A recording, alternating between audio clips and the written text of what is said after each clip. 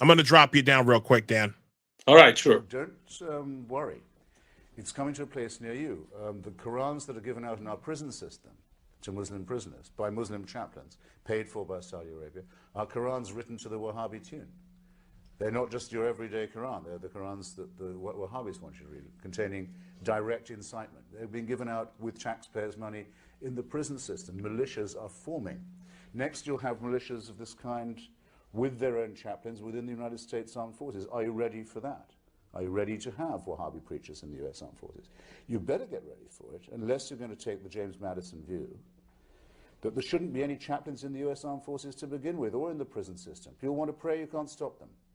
But we cannot have state-subsidized prayer. We cannot have state-subsidized preachers or chaplains. Give it up, or give it to your deadliest enemy and pay for the rope that will choke you. This is very urgent business, ladies and gentlemen. I beseech you.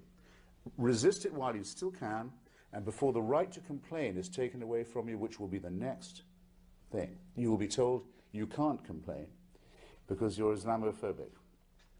The term is already being introduced into the culture as if it was an accusation of race hatred, for example, or bigotry, whereas it's only the objection to the preachings of a very extreme and absolutist religion. Watch out for these symptoms. They are not just symptoms of surrender, very often ecumenically offered to you by men of God in other robes, Christian and Jewish and smarmy ecumenical. These are the ones who will hold open the gates for the barbarians. The barbarians never take a city till someone holds the gates open for them. And it's your own preachers who will do it for you, and your own multicultural authorities who will do it for you. Resist it while you can. And if you wonder what will happen if you don't, look and see how a cricket team in Middlesex in England had to change its name by force last week, because it was called, and had been for years, the Middlesex Crusaders. Look and see how stories about little pigs can't be taught to children in English schools anymore, lest offense be taken by the religion of peace. Resist it while you can. Christopher Hitchens knew. Christopher Hitchens knew what so many people forgot. He knew he was. It's almost insane to believe that Christopher Hitchens, when he said that in 2007, seemed to be offering a word of prophecy. Because as of this point, you can't resist in the UK from saying anything about anyone who is considered a historically marginalized group, and Islam is one of them.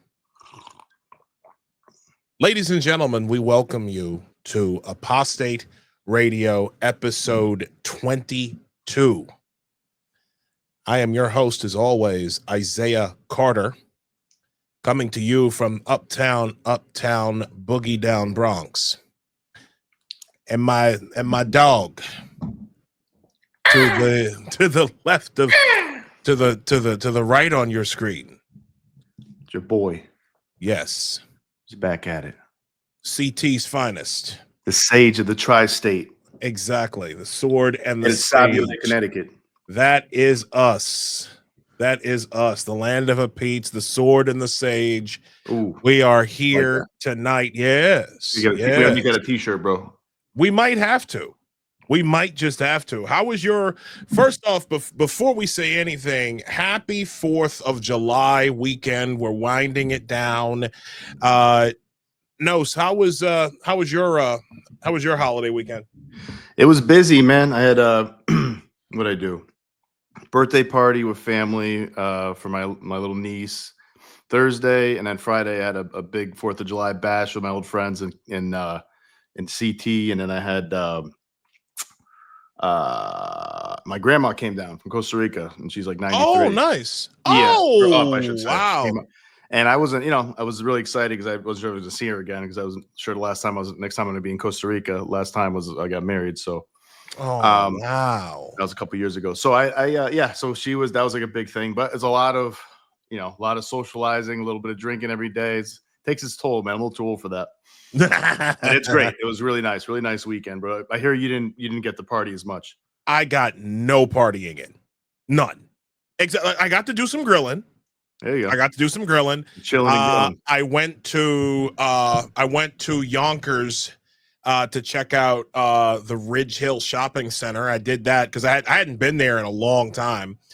So I figured I'd check it out. I went to there's actually a supermarket there, and I got some stuff to grill with, and turned out pretty nice. Nice. Really, it turned out really good. Also trying to get like a menu together for Friday. Since Friday is the first of the big days. Well, the second of the big days. So tomorrow, I'm picking up the certificate, the marriage license. And then on the 11th, we're doing the ceremony, the legal ceremony, down at the courthouse here in the Bronx, because you got to do that first. We live here, so and then obviously that leads up to the 26th. So just real quick, Marie Isabella, our great friend. Hey, love, thank you for reposting this. Great to see you, dear. We're really happy that you're here tonight. She says happy 4th of July weekend. Yes, we thank you. Yes, USA. This I'm still trying to figure this whole camera thing out. Back there. Yes, Hamilton, the founding brothers, all them back there. Exactly. We love you too, Marie. We thank y'all so much for joining us. Dexter Spunky says croissant. And then Earns, I know Earns, this young brother, I just recently started following him. Stu Leonard, nah, man. Yo, I do not. Let me tell you, Stu Leonard, it's a country-themed grocery store. Yeah, no. F that place, bro. Why you got beef with Stu? Because Stu Leonard is built like a goddamn corn maze. I got lost in that place. No, it's fun for the kids though. And they got good deals. They got good deals on produce and stuff, and meat and cheeses. And they got the animals outside, man, for the kids. I used to love that. I didn't see any when I went out there. They usually have. I mean, at least one of the spots does. They have like a kind of outdoor barn with goats and sheep and. I got you. All that. So. We have a special guest that I don't want to keep him waiting for too long. But I am really, really happy. Ern says it's too big. Yeah, hell yeah. It is big. It is big as hell. Hell yeah. I don't mess with Stu Leonard's, bro. I don't mess with Stu Leonard's. Whole Foods is bad enough, but Stu Leonard's is like I said, it built like a corn maze, man. Couple little bits of business before, as always. You can follow us individually at Isaiah L. Carter and also at Nostra Chavez. You can also follow I encourage you all to follow our show page, Apostate Radio NY. We post show updates. We talk a little shit. We do whatever there. You can follow us, and and of course, depending on how nice you are, we might follow you back. Maybe. You can support the show at buymeacoffee.com/apostate radio. We also have subscriptions available at $5 per month on my page at Isaiah L. Carter, and we'll be working on some other things as well. We've got also one other thing that I'm going to drop in the chat. As up until the 26th, I think I've been posting about it. We're 20 days away from my wedding. Kareen and I have been absolutely overwhelmed by just how generous and kind-hearted so many of you have been out there, and we're greatly appreciative. I will drop both the wedding fund and also the Amazon gift registry in the chat. But someone asked the question. Dexter Spunky asked, between you two, who would win in an arm wrestling match? That's easy. I think 100% Isaiah. Isaiah's bigger than me, but I've also always been a pretty bad arm wrestler. Like, I don't really, I don't think I have the muscle strength in that the area you need it in. And I'm not that I've ever been like a super strong person. I'm more of a striker. Let's put it that way. I got you. Oh boy, yeah, I got you. I got you. So I think it's Isaiah all day. If I had to bet. Yeah, Dexter also says, congrats on the marriage. Thank you, brother. Well, I definitely appreciate it. Coming to the stage. Is a man that we have come to, and that we've come to admire. A gentleman who I've had the privilege of following. I remember he writes so eloquently about Islam and about the dangers of this religion. And he writes so eloquently about it because he comes from Islam. Okay, we're talking about a man who holds a Master of Theological Studies and is the author of The God of My Grandmother. He's also working on a book on Islam, Israel, and the future of the West.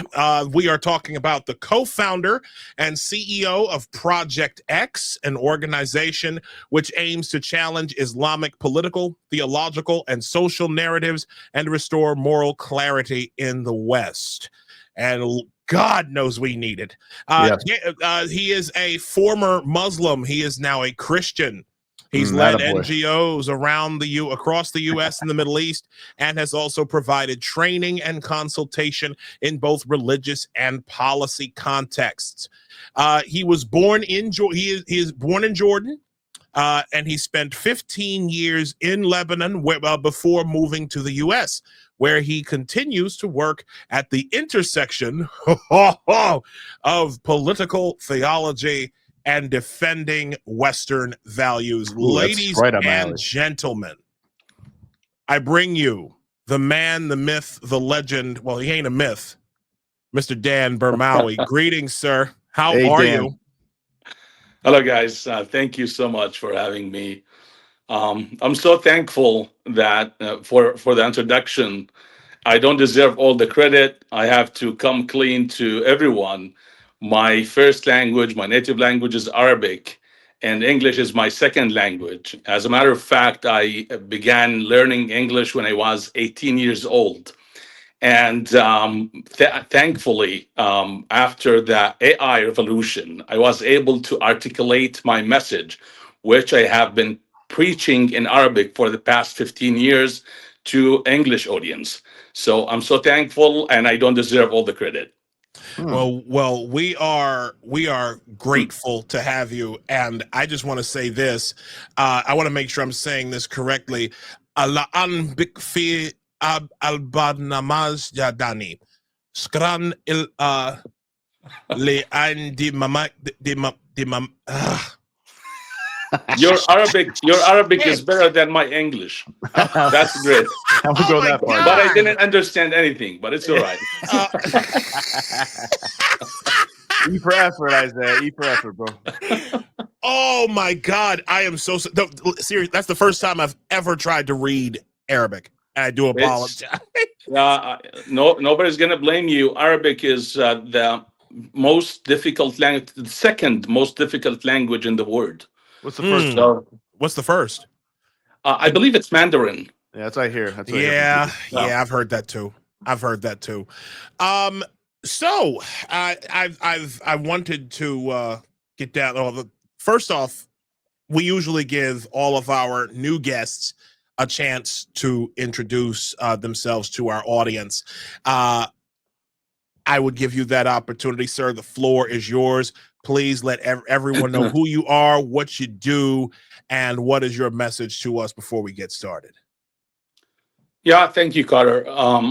So as you said, I was born in Jordan. I converted to Christianity when I was 18 years old. And for security reasons, and because you cannot practice Christianity. You cannot convert to Christianity if you're a Muslim. In Jordan, I had to leave to Lebanon. I lived in Lebanon for 15 years, but during that time, I traveled heavily. I led a global organization in the Middle East, a Christian ministry, and I managed or oversee the work in 8 different countries in the Middle East. My understanding of Islam, its impact on the culture and the history of the wars that Islam led, gave me this understanding that what is happening in my region, what is happening in the Islamic world, is a direct result of Islamic theology. So I studied theology. I studied Islam, Christianity, Judaism, and that made me that actually emphasized my belief that Islam, it's not only not an Abrahamic faith, but Mm, it is a very dangerous ideology. mm, Very dangerous. It has erased civilization and occupied my ancestors' land in Jordan. I don't know what they used to worship. Probably they were Christians or Jews. Who knows? But anyway, Islam was forced upon them like it was forced upon everybody else. Thankfully, after Islam made its way into Europe and occupied Spain, it was stopped. Otherwise, we wouldn't have Europe today. mm, However, Islam is having a second attempt at Europe now mm, through a different type of jihad. Um, Jihad is massicizing. Became da'wah and immigration, and we'll talk about this. So anyway, after moving to the United States 2 years ago, I had a plan to start a platform to comment on Islam and on the Middle East, but I wanted to pursue my career in the nonprofit sector. However, on October 7, and the response that we have witnessed in major Western cities, that changed the trajectory of my life. I realized that the danger and the threat is bigger than I thought. It was a moment of realization that I had to do something with the understanding I have, with the experience I have, growing up as a Muslim, my how I see Islam and its implication on the society. So that's when I started Project X.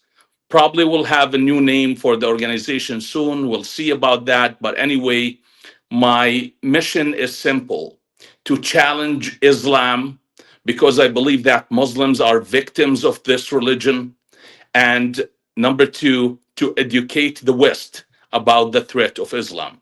So that's in a nutshell. That's me. Well, we are grateful that you are here, Danny. We're thankful that you decided to stop by. Dan, I have a question. I think, like, Go right ahead. What made you decide that you wanted to leave the faith? And what age did you say that was again? 18, 18. And what made you decide 18, that 19. that Yeah. you wanted to leave Islam? Like, what was like? Maybe it was a process, but what was like kind of the final straw that you're like, you know what, I need to leave. I can't be a Muslim anymore. I might want to be a Christian or something else. But what was it? Do you think? It was the realization that I was a slave. When you realize you're a slave Interesting. and you see that, you see the freedom on the other side, you just take that leap. And I know that many people criticize me for saying this, but listen, if your God is weaponizing guilt every day, threatening you of punishment, of hellfire, of grave torture, if your relationship with God is based in fear, what does that make of you? It makes you a coward because you're afraid. It makes you violent. You don't have the luxury of seeing the word as beautiful as it is. Mm. You have this cynical perception of the word. And I'm not making this up. I challenge everybody hearing me now. Go open any page in the Quran randomly, any page. I challenge you, and you will find the language of Allah threatening you, or threatening the non believers, or talking about some historical narratives where Allah destroyed nations or destroyed individuals. It's a Mm. very dark book and a very dark history. Mm. And when you are exposed to that since the beginning, since you are 3 years, 4 years old, you grow up with the stories about 86 battles Muhammad led or ordered in his lifetime. That makes you see the word in black and white. We versus them. Mm. And you don't even have the chance to develop your own perception, because Islam has shielded Muslims. In the Quran, it says that if the Jews or the Christians are kind to you, don't believe them. They're trying to convert you. Oh my So God. just even if you're kind to me, I have to doubt you. So growing up with that set of beliefs, and in 2006, when a Danish cartoonist drew the Prophet of Islam, Mm. and that sent waves of rage and protest across the Arab cities and Islamic world, I made the decision to dedicate my life to serve Islam and to defend the Prophet. And after a year of that devotion and dedication, where I went to the mosque 5 times a day, every single day for almost a year, read the Quran, read the Islamic history, I realized that Islam doesn't offer me any spiritual meaning, nothing at all. And of course, when I Mm. was exposed to the Bible and I saw that the Bible is concerned about the spirituality more than anything else, it's about your reconciliation with God, Mm. who you are, how to look at the world around you. The gap, the huge gap between Islam, which claimed that it is superior to Christianity, that gap was so astonishing that I decided to leave Islam. And I have to say this, and many people will doubt me. They would say, well, this is your own experience. It's not all Muslims. Well, you believe whatever you want, but I lived as a Muslim almost 20 years. I was dedicated to serve Islam. And there is something not many Muslims are courageous enough to admit. Mm. Islam is as heavy as a mountain on your shoulders. It is a burden. Every single Muslim knows what I'm talking about. It's Mm. a burden. It's very heavy. It's soul torturing. And there is a thin line between, and that line is paved with fear.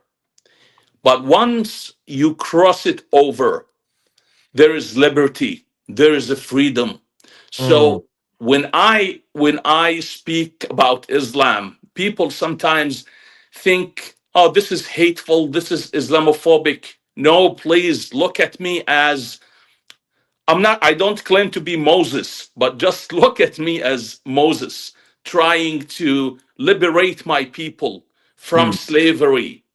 Islam is a slavery. And yeah, go ahead. I'm If sorry. I no, you had me captivated. I was listening to everything that you were saying. I wanted to ask you this before we get before I miss. When you said that Islam is like slavery, where in the Quran does it mention that? And I'm asking this like I want to know, and this is going to go into our second question, about reliable versions of the Quran. Because here's the thing. We talked about this earlier this week. I want to know exactly where, I want to know exactly where you're coming from with this. You know what I'm saying? I've heard this many times about Islam, about how it is, how it promotes mental and emotional slavery. I mean, going in to pray 5 times to stop what you're doing every day to pray 5 times a day. It's not about that. It's not about praying 5 times or 50 times. I know Christians. I go to church. I was a missionary. I know Christians who pray 5 hours a day. Call them crazy. I don't care. But they are not slaves because they are choosing to do that. The problem with Islam is not only the rituals. It is the motivation behind doing the action itself.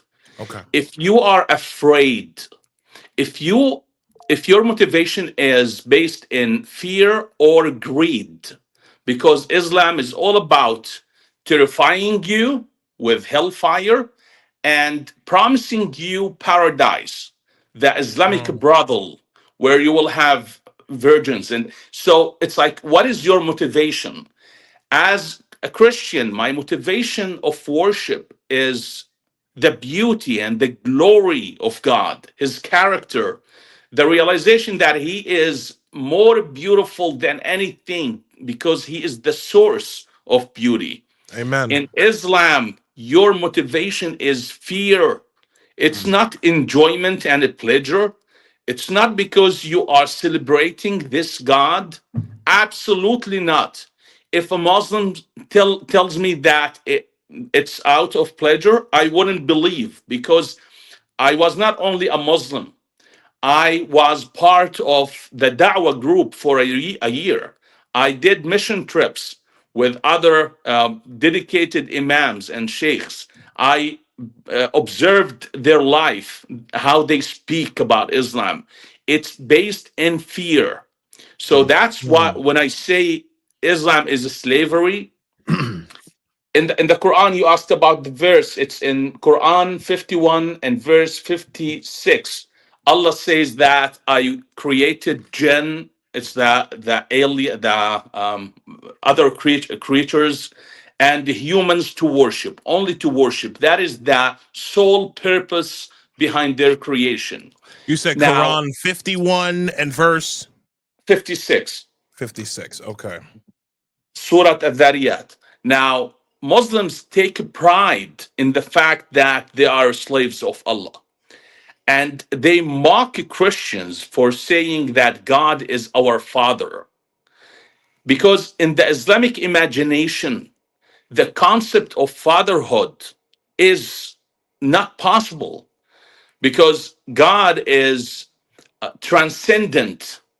And when you say that God is a father, that is insulting to God. That trivializes God. Christianity, I want you to think of it this way. Judaism was iPhone 5.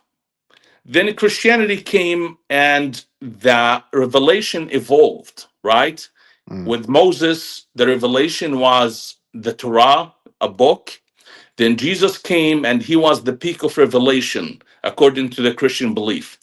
Now, what Islam did is that introduced Nokia 3310 and claimed that it is superior to iPhone 15. So that's exactly what Islam did. Instead of asserting the idea that God is a father and at the same time he is holy, Islam drew an image of God that he is transcendent and Actually, when you scratch beneath the surface, even though Muslims claim that Islam is a pure monotheism, in practicality, it is not. Islam has two gods, Allah and Muhammad. Mm-hmm. That's why you cannot convert to Islam by testifying that Allah is the only God. That is not enough. You have to testify that and Muhammad is the messenger of Allah. Without mentioning Muhammad, you cannot convert to Islam and you cannot be saved. Now, of course, this is not written, but when you practice the faith, when you practice it, when you pray, you have to mention Muhammad. Muhammad is the ultimate figure. He's the role model. He is the ultimate interpretation. Now, many people, especially in the West, because the attempt to sanitize Islam after 2001, while the attempts were essential and necessary because they wanted to avoid the backlash, because Islam was connected to terrorism. Now, what they have, did is this: they said, okay, the jihadists hijacked Islam and they are applying fringe interpretation. Listen, I don't care for that. I'll tell you why. Because there is no fringe interpretation in Islam. There is only one interpretation that is ultimate, that is superior to every other single interpretation. And that interpretation is Muhammad himself. It's not a book. You can find 1,000 books in Islam about the Quran and the meanings of the verses. Who cares about any of that? When you have 23 years of Muhammad's life and actions and sayings recorded, and these records are sanctified and sacred, and you learn from them everything you need to know about God, yourself, and the other. So that's why jihad is part of Islam, and jihad to Islam is as essential as evangelism to Christianity. That's I'm gonna end there. No, that's fine. Now, because we've got a lot of questions. People are in the comments asking a lot of questions. Aaron Wolstenholme, who I'm guessing is coming from somewhere over in Europe, he said he's just landed here at 1 a.m. He's all in for Hitchens talk since we mentioned him first. He asked a question. Hitchens, no, this is a statement. I just want to read it here. He says, Hitchens said that Islam is still in the heat of its self-confidence because of it being the youngest of the three monotheistic religions. So true. It's why they are so violent. He also asks, have you had any threats for becoming an apostate? And I guess you can answer this question first before the other question that I had. Like, have you had any threats on you for your stance against your stance against Islam? At the beginning, when I converted, I was seen as a stupid kid, a lost kid who doesn't know anything about what he's doing. So nobody paid attention. I was 18, 19 years old. Of course, some people, some relatives, they were not happy with what I was saying. I had to hide my conversion. It's like, long story short, not anything remarkable, like nothing that worth mentioning. However, with the process of time, yeah, things changed. I have had, I have received a lot of threats, death threats. I remember twice or three times where my life was in danger. Yeah, living in the Middle East and being a convert is not something you see every day. Converts have to hide or they have to leave.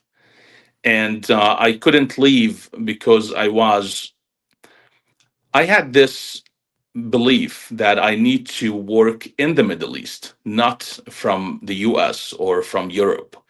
But after 15 years, and especially after my wife and I had a child, we made the decision that it's time we just leave. So do you have just the one child now? Yeah, Okay. He's 2 years old. Yeah. Oh, God bless. Oh, Changes your priorities a bit. yeah, just a bit, just a bit. And also, one other question from our audience. Thank you so much. By the way, guys, for those of you in the audience, thank you for all of our audiences. Thank you so much for your participation in asking these questions. This is fantastic. We are grateful to you guys. Please keep them coming. Please share the show on your own timelines. Pass it on to all of your friends. This is, once again, Apostate Radio episode 22. Thank y'all for joining us so far. Jordan Bolds, who is a friend of mine, and a friend of the show, he asks, why are depictions of Muhammad seen as very disrespectful, and where is the origin of that line of thinking? Like where does that come from? I'm not sure I understand his question. Does he mean the depictions of Muhammad in the Islamic resources? Yes, like I'll give. So you said 2000. You mentioned earlier that in 2006, a Dutch someone like a Dutch person, created a depiction of Muhammad. Oh yeah, okay, I understand. Was that was that, just out of curiosity, was that the Charlie Hebdo? No. Okay. Charlie Hebdo was later in 2015, I believe. This was a Danish cartoonist. I got you. Yeah. So that's the question. Like, people who try, like those who try to depict Muhammad in like illustrations and stuff like that, like it's seen not only as disrespectful. I got it. So yeah. Let me, in order to answer this question, I have to begin with the Christian understanding of God, because this will make it easy for many people to understand what's going on. Please. If you ask a Calvinist Protestant preacher about God's attribute and violence in the Old Testament, that preacher would answer you this way. He would say, God has the power to do things that if we do them, they will be seen as evil. But if God does them, he will remain holy. Does that make sense? Yeah. Okay. Yeah. I want you to think of Muhammad in Islam the same way this preacher thinks of God. Muhammad can do things that if we do them, we will be seen as evil. But if he does them, he remained holy and beyond criticism. Wow. Now, this is I believe this is the foundation of all the barbaric, horrible stories that Islamic resources mentioned about Muhammad. Muhammad is portrayed as a warlord in the Islamic resources, and many of the Quranic verses were given by Allah about Muhammad's own personal affairs, his sexual preferences, his relationship with his wives, massacring people, ordering assassination. It's like you can find all of these stories online. Now, why did Muslims kept these stories? Again, because Muhammad is seen as holy, and these actions does not change his value in Islam. So when someone from Denmark or Netherlands draws Muhammad, they are reading from the Islamic resources. They are not making things up. It's stories that are present. You can go and buy a book and read about what Muhammad did to the Jews of Bani Qurayza, for example. Now, some of the stories are horrendous. How come that a prophet did this? But Muslims don't ask these questions. I will give you an example. Do you know why adoption is illegal in Islam? You cannot adopt a child in Islam. Do you know that? I did not know that. Okay, so why? Why do you think it's illegal? Now you will be shocked. Because Muhammad wanted to marry his daughter-in-law. Oh my God. Yeah. Muhammad has an adopted son. His name was Zayd. And Zayd married a woman. Her name was Zainab. And she was his wife for a very long time. And she considered Muhammad to be her father-in-law. Now, Muhammad, according to the Quranic text, I'm not making this up. According to the Quranic text, Muhammad had a sexual desire toward her. So Muhammad kept that in his heart. He didn't want to reveal it. But Allah was not happy with that. So Allah blamed Muhammad in the Quran and said to him, "O Prophet, why are you hiding what God is going to reveal? We know that you like her and you are afraid of people, what they gonna say about you. Don't worry about that. Zayd is gonna divorce her and there is no adoption anymore." Now, Oh my God. yeah, so that's how adoption was became illegal in Islam. And what's the passage for that, please? So this is Surah Al-Ahzab. Let me check what it's Surah 33 and verses 33 to 52. Like you can read in that part, you can read the whole story. Now, you might think when Muslims read this, they would, you know, wonder what's going on here, right? It's like, what the hell is going on? Yeah. No, they don't. They don't care. Muhammad is above criticism. He can do whatever he wants. In Islamic jurisprudence, it was stated that if the Prophet looks at one of your wives, then you must divorce her and the Prophet marry her. Oh my God. Okay, so it doesn't matter what he does, what he says. He is, as I said again, the So imagination of Muslims. so There are two gods. Yeah, go ahead. it sounds almost like Muhammad is above Allah. If I'm understanding this correctly.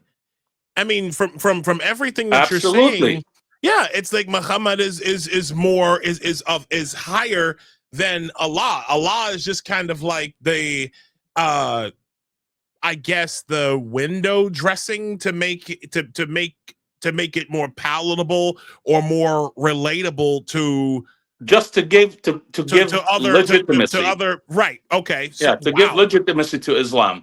But you're right. Ibn Taymiyyah, the most revered scholar in Islamic jurisprudence, he said, if you curse Allah, you can repent. If you curse Muhammad, you must be killed even if you repent. so, so What of was even the course, point of repentance? it What's the doesn't point of matter. repentance? As long Oh as my God. you have uttered the words, you deserve to be killed. God is merciful. He will forgive you, but we will never forgive you for God cursing Muhammad. Jeez. Yeah. So, So it sounds like Wow. Muhammad was. It sounds like Muhammad was yet another warlord slash like king or conqueror who made himself a god. In many ways, like I think Alexander the Great did that. I feel like a lot of other emperors in the past did that more or less, kind of made themselves, Roman emperors made themselves God. And I think it sounds like Muhammad's that kind of thing as well. In the practical theology of Islam, yes, he is. In the practical theology of Islam, Muhammad is more important than Allah. It doesn't matter about the text. Let me tell you Jeez. this. I have studied comparative theology, and I preach in churches all the time. I tell Christians in churches, if your life is based in fear, your relationship with God is about fear, then you are not a Christian. I don't care if you call yourself Christian, if you follow Jesus, if you read the Bible. The practical theology in your life is telling me that you're not a Christian, because Jesus came to demolish fear and to Yes. establish a relationship between man and God based in love, right? So Yeah. the same thing in Islam. If you see Muhammad more important than Allah, but your books, your sacred scripture don't say that, I don't care. It's all about the consequences of what you believe. It's all about the outcome, not how some text that you hold high. Yeah, you Unbelievable. keep on coming back to that fear thing, and I feel like I made this association before as well. I find like God, religion is kind of, it's almost like a parent to child relationship, I think, in a lot of ways, like human beings to God, right? And maybe all creation in a way. And you know, I agree with you. I think like if you're only like, just like being a parent, if your only relationship to your child is they're scared of you all the time, they're frightened of you, they only respect you because you're going to hurt them. You know, what kind of relationship is that? What kind of parenting is that? What kind of childhood is that? Just think of what that child is going to do when Yeah. they get older. They will be bully. They will be aggressive. They will be violent. Yes. So they will project the hatred they have received growing up into the world. Yes. So that is the problem with Islam. And by the way, Christianity did not come up with the concept of God's fatherhood. It was Judaism. If you read the scripture, it's like Jesus did not create a new religion. Jesus built on Judaism. And in Judaism, oh God, you are our father. This is in the Psalms and this is in the book of Judges. So God is our father. From the beginning, God who created Adam, if you're a believer, if you believe in the Old Testament or the New Testament, if you're a Jew or Christian, you must know that God has established his relationship with us from the beginning as a father. So when Islam claims to be an Abrahamic faith and completely destroy this concept, you should not accept that claim. As simple as that. Many Christians, many Jews, they keep repeating this as mantra. Islam is an Abrahamic faith. It's not. If I decide today to write a book and I plagiarize the names of the prophets in the Bible, the history of Judaism, the history of Christianity, and I present myself as a religion that has common heritage, common line, or common source with the Christianity and Judaism, who's going to accept me? Nobody. But Islam, because it has established itself over 14th century of conquest, of occupation, colonization, now Islam is accepted as an Abrahamic faith. It's not. It isn't. Yeah. So anyway, this is I don't like to be only theoretical. I want people to think about how does Islam shape the mind of its followers. That is why I say Islam is dangerous to the West. Because let me give you this analysis, okay? It got like 2 million likes or 2 million views on X a few months ago. We hear every day about Muslims stabbing people on the streets of different cities in Europe or driving their cars into crowds. Or something like that happened on New Year's Eve in New Orleans, if you remember. I do remember, yeah. Now, why do people do that? Now, if I want to analyze this from a theological perspective, I will say this. If you're a Muslim, there is a way to salvation that is paved with very difficult, complicated rituals and duties. You have to follow a lot of commandments. Islam insert itself into every detail of your life, even going to the restroom.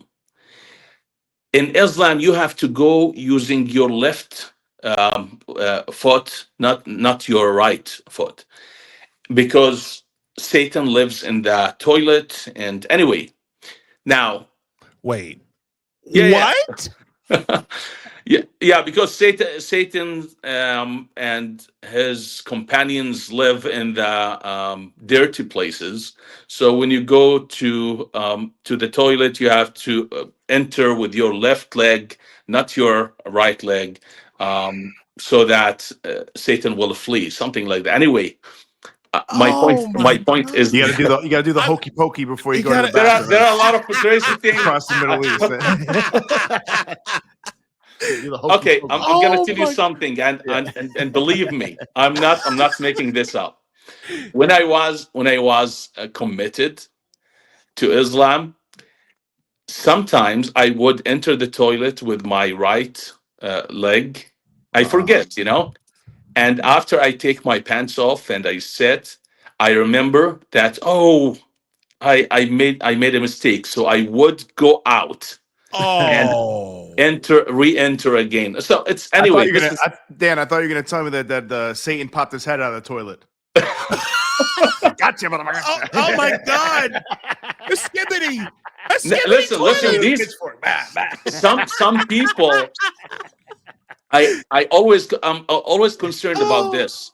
Many people might think, oh, these stories are fringe. No, not too many Muslims believe. No, everybody believes them. Everybody. That's It's like interesting. if you don't wake up for the dawn prayer at 4 a.m. in the morning, Satan is going to piss in your nose. Jeez, man. No Oh wonder. my God. No wonder so many Muslims are violent and angry. Apparently, man. They wake you up at 4 a.m. every day. Oh yeah. Oh my Yeah, God, yeah. that disturbs your sleep. Oh my Unless you go to God. bed very early. Yeah. back to my point. Please. Back to my point. Now, when you have a lot of details that it's impossible to uphold, to keep, no way you can keep them. No. Especially, think of it. This is very, very important. If you're a practicing Jew, you choose to practice the commandments, not because you're afraid of God, but because you want to glorify him and you want to be in sync with him, right? Absolutely. Now, Absolutely. in Islam, you are forced to do all the commandments because otherwise you will be punished. Now, this reality creates cognitive dissonance. You believe something about the word and the reality tells you something else. There is contradiction there. You cannot practice Islam. Islam is impractical. So that leads to guilt feeling. You're guilty all the time. You feel like you are condemned every single day. You can't do A- anything right. A Muslim woman who doesn't wear the hijab, she is full of guilt. I don't like to say, I don't want to say this because it's really sad, but it's real. If you know a Muslim woman and she doesn't wear the hijab, then expect her to be crippled by guilt and fear. Oh. But she has to reconcile her practice with the reality, and that's how Islam became impossible for her to practice. Anyway, so now, if you have this guilt feeling crippling you, there's other way of salvation. There's another way of salvation, and that way is jihad.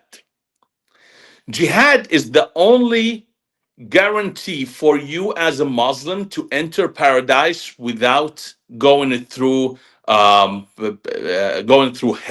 or even the consideration of hell is not there. You are going straight Wow. to Jannah, to paradise, if you practice jihad. That is Oh, wow. according to the Quran. So imagine you have thousands and thousands of commandments you have to uphold and practice in order to have a shot at salvation. No Muslim guarantees that he's going to heaven. No Muslim except the What? martyr.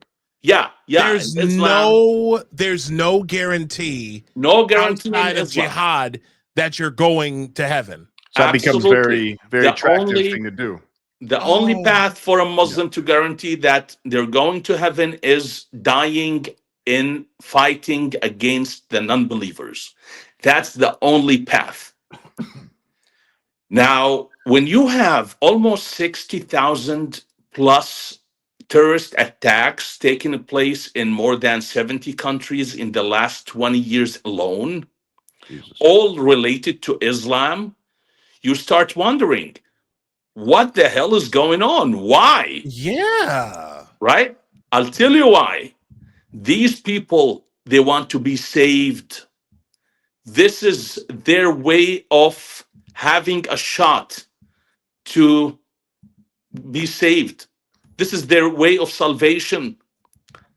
So next time you see some Muslims stabbing some infidels on the street of Berlin, think of that person as somebody who is crippled by guilt and wants a way out.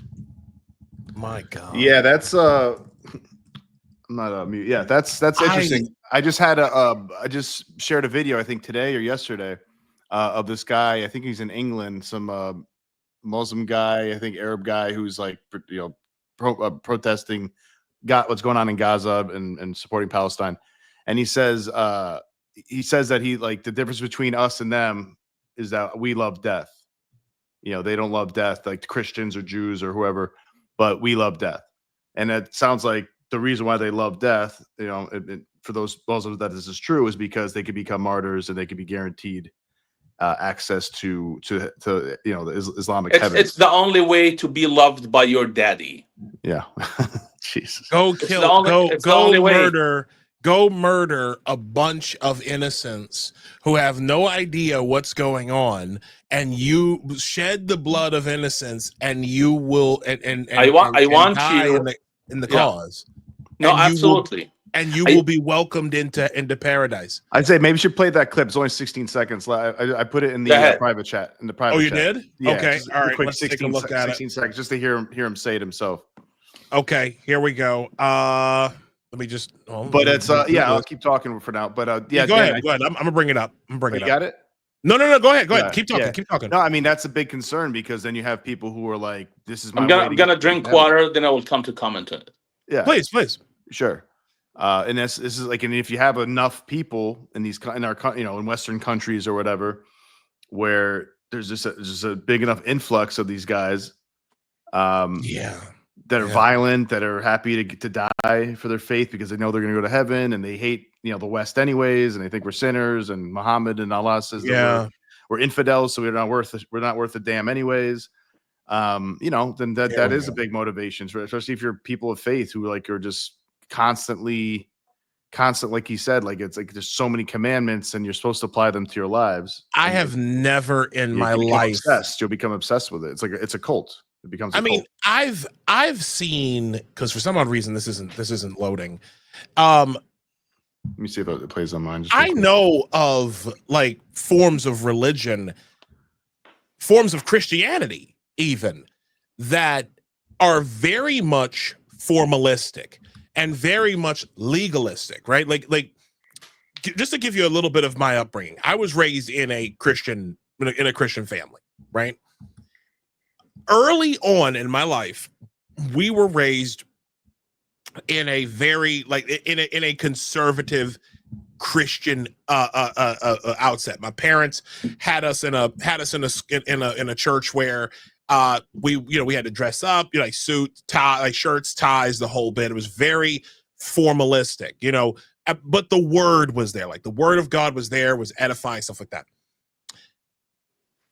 I have never, even back then, okay, now don't get me wrong, there was pressure in this church, right? There was pressure growing up to look a certain way, to pray a certain way, Not to talk sin. a certain way, right? To not sin, because sin is transgression of the law of God, right? Have Like, faith. like these are things, like these are just basic tenets of the Christian faith.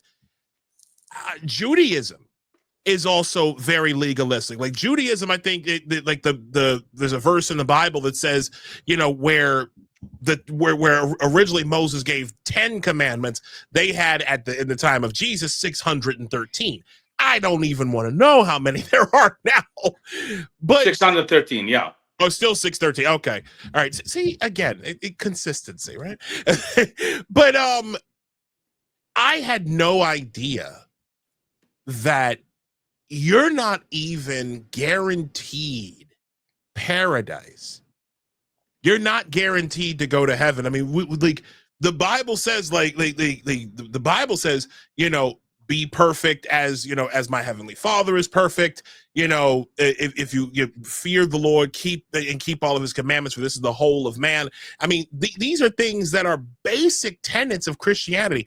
That ain't there. So there's no grace, no mercy, and you basically have to go out in a blaze of glory. I need to comment on the legalism in Christianity or Judaism. There's a huge difference. Now, we as human beings, we have this feeling that we have to perform in order to be accepted and loved.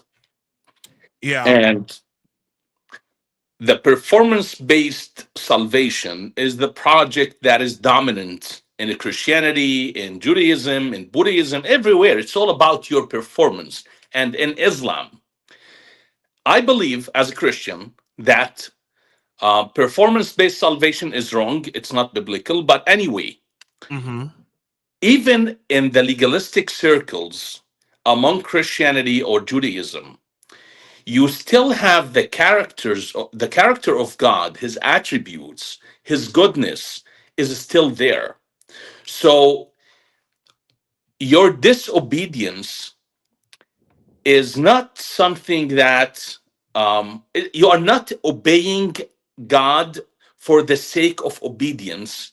You're obeying God because it is the right thing to do. Does that make sense? And it also that does make often sense. In Islam, you have to obey for the sake of obedience itself. There's a verse in the Quran that says, if Allah and his messenger decide something, a Muslim has no say. Okay, so Oh my God. In the Bible, God is saying that don't covet. Covet is bad. It's about how you see yourself. You are not confident. You don't have faith. Right. Don't fornicate because you're a covenant keeper. You have a covenant with God.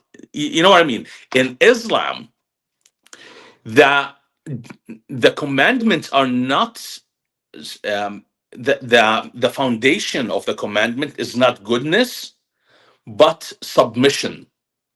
So that's why when you break them in Islam, you have committed the most horrific crime, disobedience.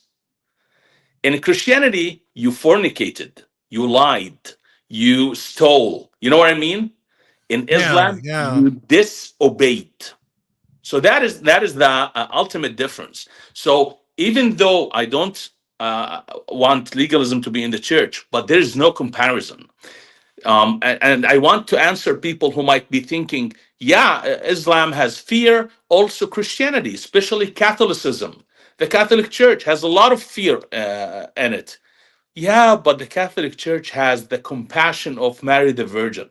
The Catholic Church has Jesus. The Yeah. Catholic Church, it's like Confession, there's confession of no there's sins, no Right. forgiveness of sins. yeah. There's a lot There's of love in grace, there's Christianity. mercy. Like Yeah. like that's the thing that I like as I listen to this, I think a lot about how there's there's grace and mercy and peace and forgiveness of sins within Christianity. And what that does is it allows people the chance to focus on their own, to focus more on the day to day. You know, like life is hard enough as it is outside of religion. And to think that this religion, that this particular a form of worship is so like backbreakingly, like there's a there's a cruelty. There's a Think of it. cruelty to Islam. Think of it this way. Mhm. What is the difference between a rich person and a poor person? The poor person is working for the sake of money. The rich person is working. He could be he could be like he doesn't care about money. It's about vision. It's about growth. It's about impact. So there was a study in New York City, in Manhattan, many years ago, and in that study, they discovered that the taxi drivers in Manhattan, they make $130 every day in summer and in winter.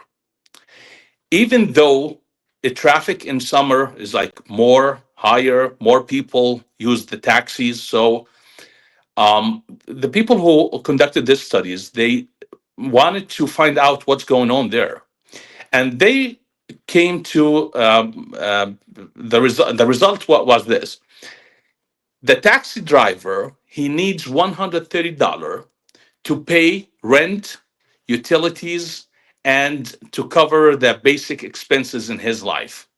So during winter, they work almost 16 hours to get to the $130.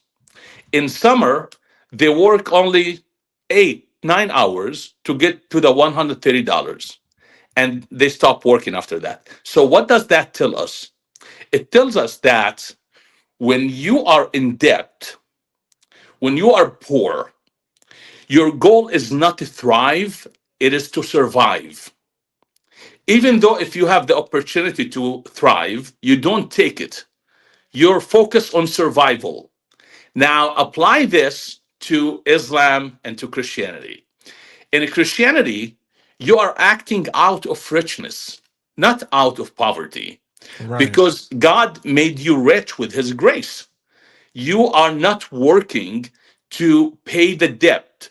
According to Christianity, Jesus has already paid the debt, right? Exactly. Yes, yes, yes. That's Amen. that's why Paul in the New Testament, he said, if you're a thief, you're not asked to only stop stealing. No, you're asked to work and give others. Why? Because you're not paying back a debt. You are asked to thrive, to flourish, abundancy. In Islam, however, you are poor. You are asked to pay a debt. You are asked to submit and obey. And you are trying to survive. So that's why beneath the surface of your obedience, it's not the relationship, it's not joy, it's fear, it's debt, it's poverty, it's a struggle. You're trying to survive. That's why Mhm. the Islamic countries cannot be prosperous unless they import values from the West. Yeah, go ahead. Real quick, I just want to share you mentioned you mentioned the verse about not stealing. That is Ephesians 4 verse 28, and I just want to bring that up real quick. Let me just pull it up here. Ooh, and there we go. It says, I'm reading from the New International Version. It says, anyone who has been stealing must steal no longer, but must work, doing something useful with their own hands, that they may have something to share with those in need. So there it is, folks. Paul, There it is. notice, Paul is not saying don't steal so that you make it to heaven. Jesus is not saying don't kill so you make it to heaven. Right. God in Christianity and by extension in Judaism, even because the grace of God is present in Judaism, God is doing something fundamental, something radical. He is saying you are following the carrot. You're a donkey following the carrot. Religions is dangling the carrot in front of you. Jihad is the carrot to get saved. I'm gonna feed you the carrot. Here it is. You can take it now. Now I want you to follow me. I think of a story about Abraham Lincoln, if I'm not mistaken. He went to the slaves market and he purchased a woman, and she followed him. Then after a couple minutes, he stopped and he looked at her and he said, "Go, you're free."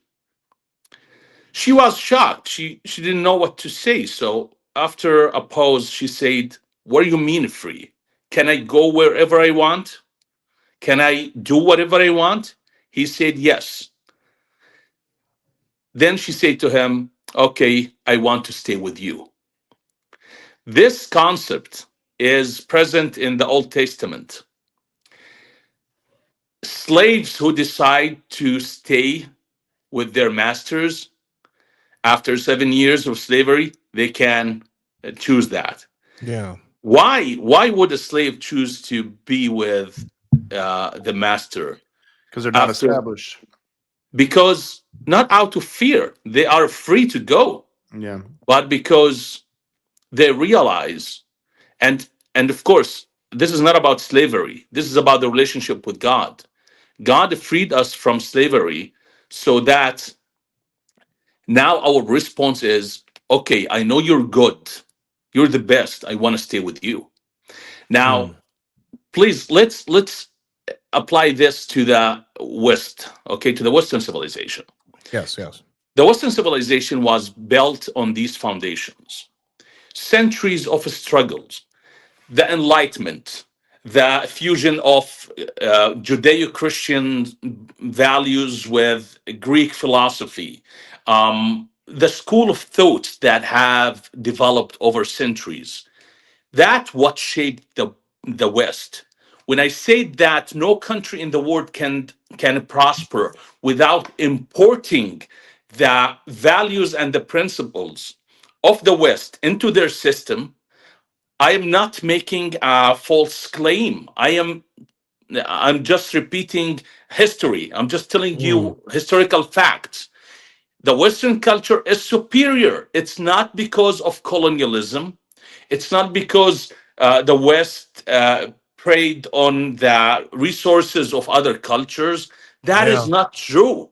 It is the values that the human dignity. God, man was created in the image of God.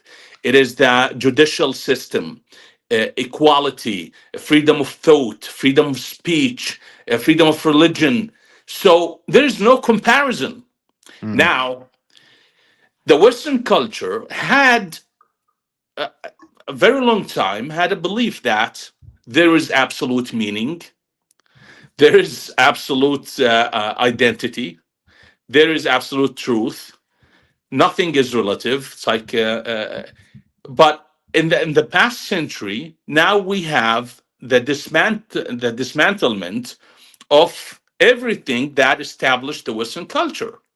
Now, And that go ahead. goes into I'm sorry, and that goes into my next question, which is why do over the last several years, I've noticed this, especially since 9/11, Okay.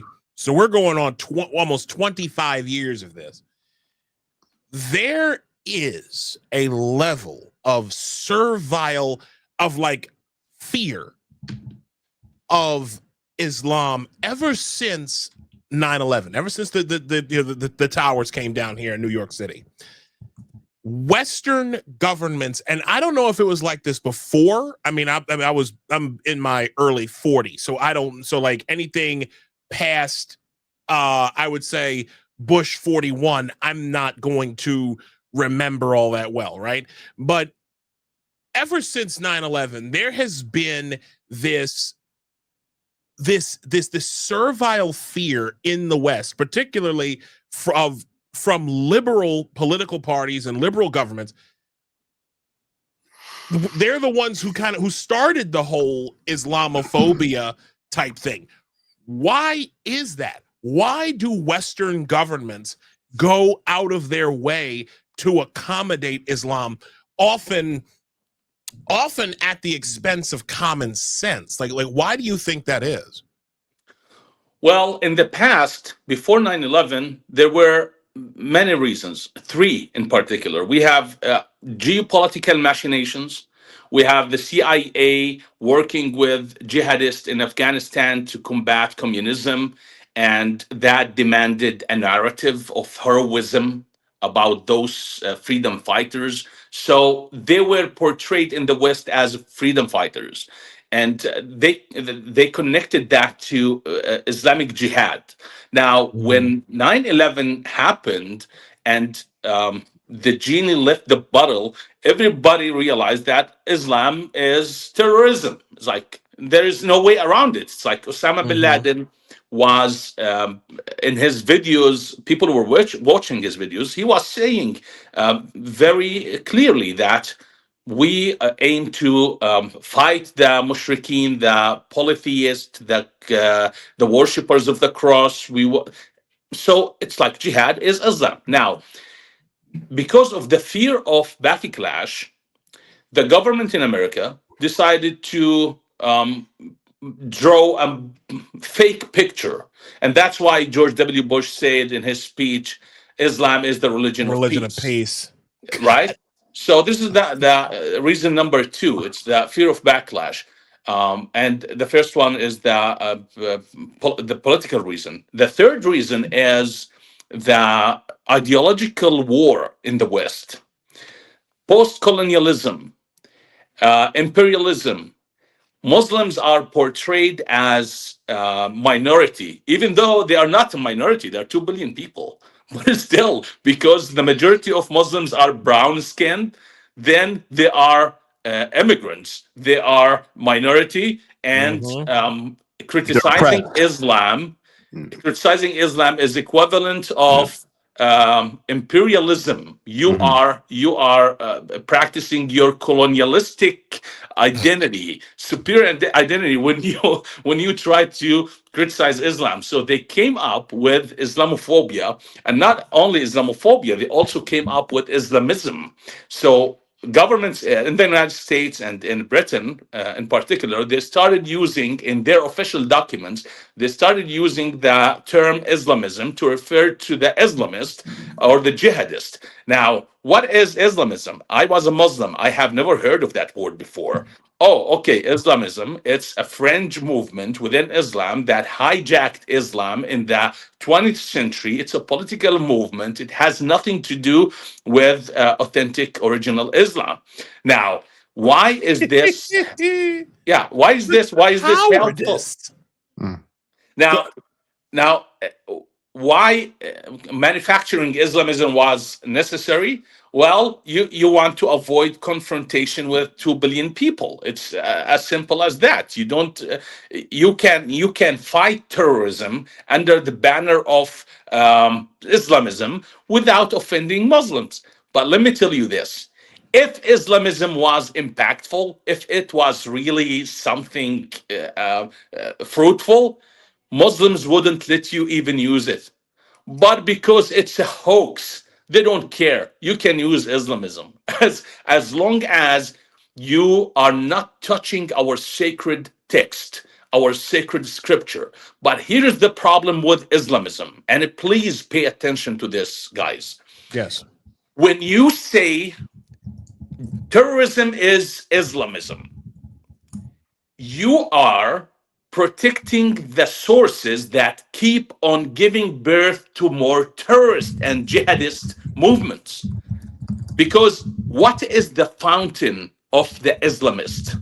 What is the foundation of their ideology? The scripture, Muhammad. If it's scripture, and if you are to scrutinize the scripture, then you are criticizing Islam, not Islamism. So you see how uh, Islamism is deflecting the problem, is protecting Islamic sources from scrutiny. You cannot criticize Islam. And beside that, Muslims played a very funny game. They presented themselves in the West as a race. So criticizing Islam is racism. Islam is not a racism. It is not a race. And criticizing Islam is not racism. You can criticize Christianity. I can now, here on your podcast, criticize Christianity, insult Jesus, insult Moses, insult the Torah. No Jew or Christian will threaten to behead me. But now, trust me, if it was not for security and people don't want to expose themselves, you will find hundreds of threats in the comment section. But now I receive them on my inbox, or people are thinking about them. But of course, today people are hesitant to act upon these impulses because they know the consequences. And thankfully, that the governments are not tolerating this kind of violence. However, they are tolerating something else, and this is a very important point as well. Islamic movements don't need jihad in the West today. Many people are afraid of terrorist attacks. Don't be afraid of that. Islamic movements don't care about terrorist attacks anymore. Why would they jeopardize what they have accomplished by committing terrorist attacks? They are infiltrating your system. They are electing officials. They are changing laws. They are. Why would they commit something so idiotic that would waste all of their efforts in the past 20 years? So don't be afraid of terrorist attacks. If somebody is committing a terrorist attack, they're probably a lone wolf. It's not organized, not systematic. No sane Islamic jihadist movement is going to do something stupid like that. Yeah, they seem to be conquering major European cities and parts of American cities just by moving in and outbreeding the local population. So it's a conquest without firing a bullet, a conquest without waging any kind of war. Bloodless. What? Yeah. But before moving to other questions, I forgot to mention the other part of the answer. I said 3 reasons why Islam was tolerated, or Islamic Jihad was tolerated in the past. But also today we have something more cynical: votes. In countries like the UK, France, Belgium, and Germany, Muslim communities make up significant voting blocks today. I have the numbers here, especially in urban areas. And politicians, they don't want, especially on the left, they know that criticizing Islam or even refusing to bow to Islamic demands could mean electoral suicide. So look at the Labour Party in Britain. 30 people are being jailed every day in the UK for freedom, for speech crimes. 30 people. 30 a day? 30 a day. The number is staggering. It's almost unbelievable. And if you look at the laws, I have written an article about this. Please go to my website and read the article about freedom of speech in UK. The laws that they have made up to combat Islamophobia, the so-called Islamophobia, are ridiculous. You cannot tweet, you cannot write a post on Facebook talking or commenting on Islam anymore. You will go to jail. So this is like, it's all about votes. The Labour Party don't want to lose the Muslim votes. However, imagine what's going to happen when Muslims have the numbers and the upper hand. What they're going to do to the Labour Party? Oh, they're gonna throw them right the hell out. They're going to kick their asses. They don't need them. Yeah. So that's the reality in Europe today. Right. And the tolerance. I remember visiting my brother in Germany a few years ago, and God is my witness, I'm not making these stories up. The first story is an Afghani refugee. He was sick. Nothing like, nothing serious. He was just sick. But the hospital was 3 hours away from where he was living. So the German government sent him a helicopter to move him to the hospital. Another asylum seeker in Berlin, he was protesting against the German government decision to give every 2 refugees an apartment. He wanted an apartment for himself, each refugee an apartment. So he climbed up a tree in front of the parliament, and it was freezing. And he said, I'm not going to get down until you change the law. So an official came out with a blanket at 10 p.m. and they held a meeting for the officials of the city. Are you kidding? Oh my God. And they changed the law so that refugee would come down. I'm not making this up. So upend all of society for some nutter and who won't get out of a tree. Yeah, exactly. Upend their entire society, all of your everything that you've done, all of your, everything about your civilization and your culture, you must uproot it so that this religious nut can come out of the tree, can climb down from a tree.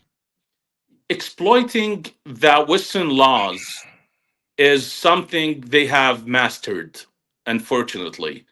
They know that the West is full of guilt about the Holocaust, about slavery. The West doesn't want to repeat the crimes of their ancestors. So they're exploiting these facts. If you have seen Professor Gad Saad last week, his interview, he said 3 means of expansion: the warm immigration and exploiting the Western laws. Yeah, the miserable Western freedom is being used against freedom and liberty and individual rights. They're also exploiting toxic, pathological empathy that we see from the left. There, and I think it's partly due to the decreased feminization of the West. Honestly, yeah. Think of what happened after October 7. Israel has become the representative of the Western colonialist regimes. Yeah. So when they stand with Hamas, and I want you guys to listen to this, please listen. Supporting Hamas and celebrating Hamas, the reason behind that is because these people, the revolutionaries, are jealous of Hamas. They want to be able to do what Hamas has been able to do to the oppressor. Hamas is the oppressed. Yeah, Hamas is the oppressed, right? And on October 7, they caused a lot of damage to the oppressor, to Israel. Now, these revolutionaries, they see themselves as oppressed by the colonial imperialistic regimes of the West, the United States government, the UK government, the German government. So they are jealous. They want to be able to do the same, to hurt the oppressor. This is their worldview. This is how they see the world. It's all about power dynamics. It's all intersectionality. Yep. Hamas is oppressed because they are weaker. They are not. They don't celebrate the fact that Israel, a young nation, 75 years old, located in an ocean of enemies who wants its demise, and yet it built one of the greatest nation on earth, one of the greatest economy. They don't celebrate that. No, they see Israel supremacy, whether the military, the economy, as a signal that Israel is a white colonialist project. So they side with the oppressed. The same thing is happening here in the United States. They want to defund the police. Why? Why do you think it's connected? That's why Mamondi, Mamdani, what the hell Mamdani, his yeah. name is, Yeah, Mamdani. Yeah. Zoran. he represents a merger of two dangerous forces. You have the far left radicalism and Islam. Yes. This unholy symbiotic alliance. The Red Green Alliance. Yes. And Islam is attaching itself to the progressive movement and flushing away all the disagreements because now it's helpful to ignore all the disagreements. You know, in Islam, no homosexuality is no. It's like they didn't care for all the causes of the progressive, but now they are weaponizing that social justice, equity, equality, minority Critical rights, theory, the DEI. language. They are weaponizing it in order to and please remember O.J. Simpson. How did he walk away? Do you remember? He said he was going to go look for the real killer. No, he walked away because his defense team. Oh yeah. They deflected the whole That's what trial. you meant. Yeah. And yeah. they weaponized the beating of Rodney King from 2 years before that, and they made it a social justice issue, not the murder of his wife. No, it's a social justice issue. And one of the cops said the N-word or something, or he was racist. Yeah, or so something he like that. Yeah. So he walked away. Think of Islam in the West as O.J. Simpson. Islam is Good analogy. attaching itself to the social justice, minority movements, LGBTQ. This way, look at what happened since the election of Mamdani. All the attacks are directed at what? Socialism. So this is perfect. This is what he wanted from the beginning. He wanted us to criticize socialism, to see him as a socialist agenda carrier, not as an Islamic person, a Shia 12er person who believes in everything antithetical to the Western values, and that's the danger. If he becomes the mayor of New York City. I want to ask you about Zoran in depth a little bit later. This has been absolutely insightful. And I have to say, Danny, this is, I have to just take a second and thank you for dropping this knowledge on us this evening. This has been fantastic stuff. I appreciate my pleasure, it. my friend. Thank you for having me. Of course, this is like agreed. This is what I want to ask about, because we're seeing a lot of this subversion of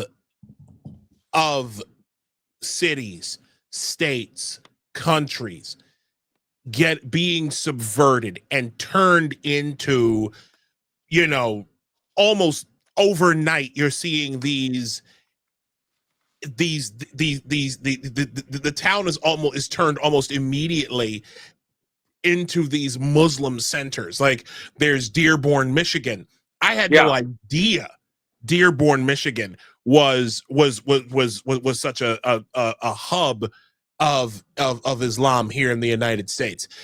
Over here on the West Coast, in the tri-state, there's Paterson, New Jersey. Paterson is not too far from New York. I've been to Dearborn. I've been to Paterson. I have seen what's going on there. So yeah. So like, what do people need to look for to know that their town may have been subverted, or maybe in the process, if you will, of being subverted? I'll let you talk. I'll be right back. So there's a pattern that Muslim population in the West follow, and it's very scientific. You can study it. When they are an extreme minority, 0 to 2%, they want to coexist. They want to assimilate. They just want to focus on their life, keeping food on the table.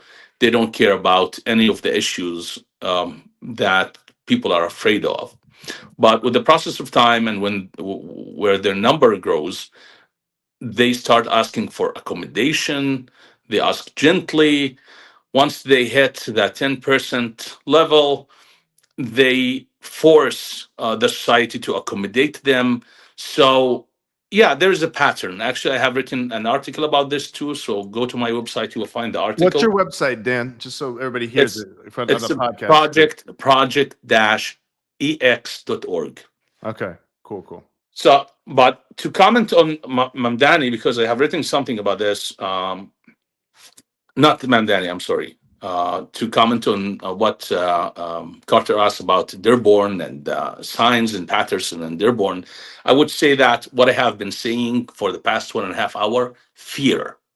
If you are afraid to criticize Islam in your town, to wear certain clothes, to do things freely, then this is a sign that your town has been hijacked. Wow. So look for that sign. Is the sign already here? I would say yes. I'll tell you why. I go to a certain place from time to time because there is a Mediterranean restaurant there. I have to wear a cap, sunglasses. I really have to hide who am I in order to avoid any clashes, because I believe that my life would be in danger if I am identified. And that is here in the United States of America, in the heartland. So when you have fear, of course, the anti-Semites and Jews haters in the West, they would say, you cannot criticize Israel. It's like, what have they been doing for the past 2 years? They have been killing Israel. But they insist you're not allowed to criticize Israel. No, in fact, if you are not allowed to criticize Islam, that is a very dangerous sign. And you need to start thinking about how things are going down from this point on. If there is a blasphemy enforcement, can you? Oh shit! Yeah, can you say something that usually get people killed in Islamic countries, or are you afraid to do that? Soft Sharia. You will notice in public spaces adapting to Islamic expectations. You will have women pressured to dress modestly. Look at certain neighborhoods in London. Women are asked not to wear exposing clothes in certain neighborhoods, even though they are not Muslim women. No, I've seen that before, I think, yeah. Have you seen that sign? I think so, yes. And they are asked not to walk their dogs in these neighborhoods because dogs are... Right? Yeah, the no-go zone. I also seen that they were taking, they forced people to take bacon, egg, and cheeses off menus too, because it got Oh, bacon. yeah. Oh yeah, schools avoiding pork in menus. That's Out funny. of I was just making a joke, Dan. I didn't know they were doing that. Not it. No, they are. I've seen no, that. no, no. I've They seen ask. that. Yeah. They ask the schools messed up, to take the pork off the menu gently, Jesus. but of course, Soon there's it won't be some so gentle. there's a certain amount of intimidation there. It's like if you Yeah. don't do that, it's like, you know what I mean. It's like you We have had that already, Dan, with the leftism too, with the wokeness and stuff. We've had that for several years in America, where like you're not allowed to criticize. You weren't even allowed to criticize or question kids being taught that they should be trans or they should be changing their gender and potentially castrating and mutilating and sterilizing themselves. If you even asked about that, like, are you sure it's a good idea to teach like 6-year-olds that and push that on them and glamorize that? If you did that, people would be like, oh, you must be a transphobic, hateful bigot. You hate the LGBT community. You need to shut up. You're not allowed to come to the parties anymore. yeah. Thank God for X we have and that Elon too with the Musk left. and Yeah. freedom of speech. Yeah. Yeah, it was very dangerous. At a certain point, Americans almost lost their freedom of speech, but things reversed, and we are at a good point now. People are free to say whatever they want. This is great. Thank God for it. But I want to say something to the American people. Please normalize freedom of speech again. Yes. Don't be tolerant of dangerous ideas that wants to change your way of life, that wants to enforce laws that antithetical to your values, that want to change the face of your country, because infiltration happens very slowly. You don't get to see it. It's one small detail at a time. And with the process of time, in 20, 30 years, you will wake up and you will realize, oh my goodness, what the hell happened to my country? So normalize the freedom of speech again, intentionally and deliberately. Speak freely. Don't be afraid. If people are offended by your opinion, let them be offended. Who cares? I want you to look. I want, especially pro-Israel and pro-America folks, look at the anti-Israel, anti-West movements. They are confident, clear, loud. They don't care. They don't filter their speeches. They invite the most fierce people and they give them platforms. However, the pro-Israel, pro-Western values organizations, what are they doing? They have to vet every speaker as if they are vetting him for governor. They have to, polish everything, every word. God forbid that somebody says something out of line. Right. Why? Because I have to say this, because the radical left has convinced you that bigotry is something that happens only among you. They don't have bigotry. Right. And you're convinced that racism is something that exists among your circle, within your circle. They don't have racism. It's disgusting. Right? Disgusting. Yes.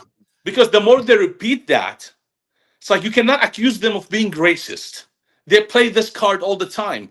Well, you can't accuse me of being racist.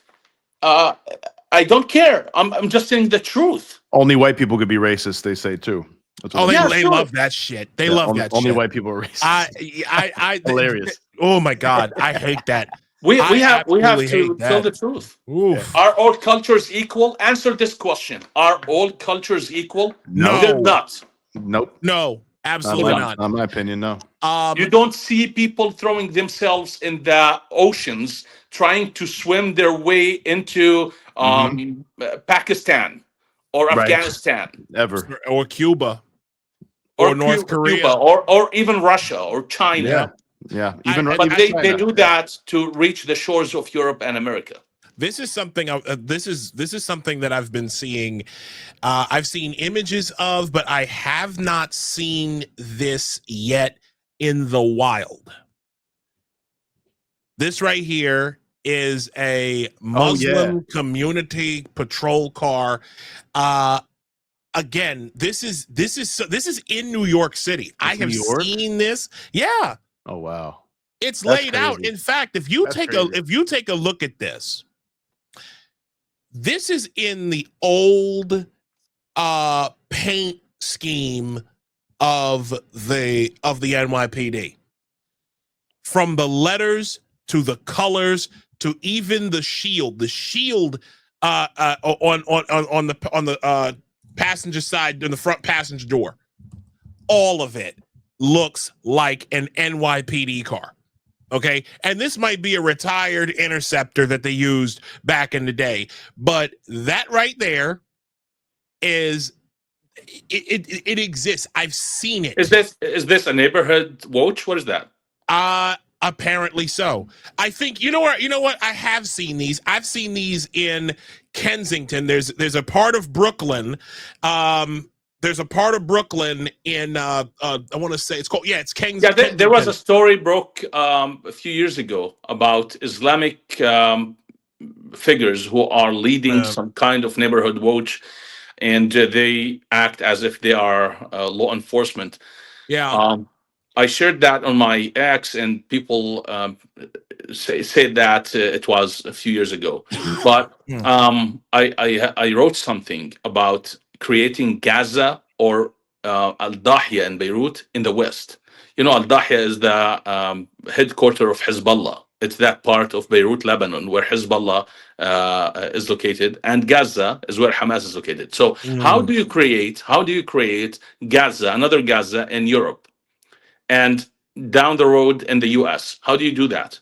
Create a big enclave of Arabs, Yeah. and then They're they're oppressing us, and then there are very clear steps. You can get there.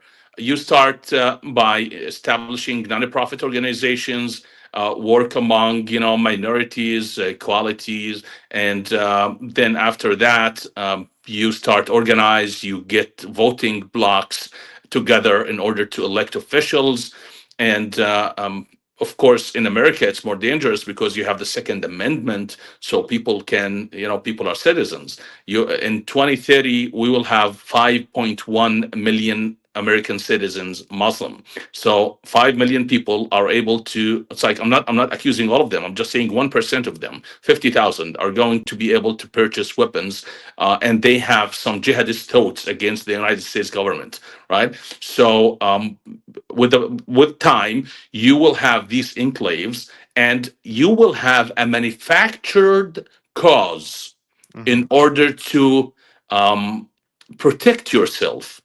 You present it as protecting your people, where in fact you are intimidating the law enforcement and the government. Hamas manufactured a cause. Hezbollah manufactured the cause. The whole Palestinian cause is manufactured. I'm writing about this in my book. My book is coming out in October 7. It's going to explain everything about why Islam is a political theology, why Islam is not only a religion, and the religious status should be stripped. The whole Arab-Israeli conflict.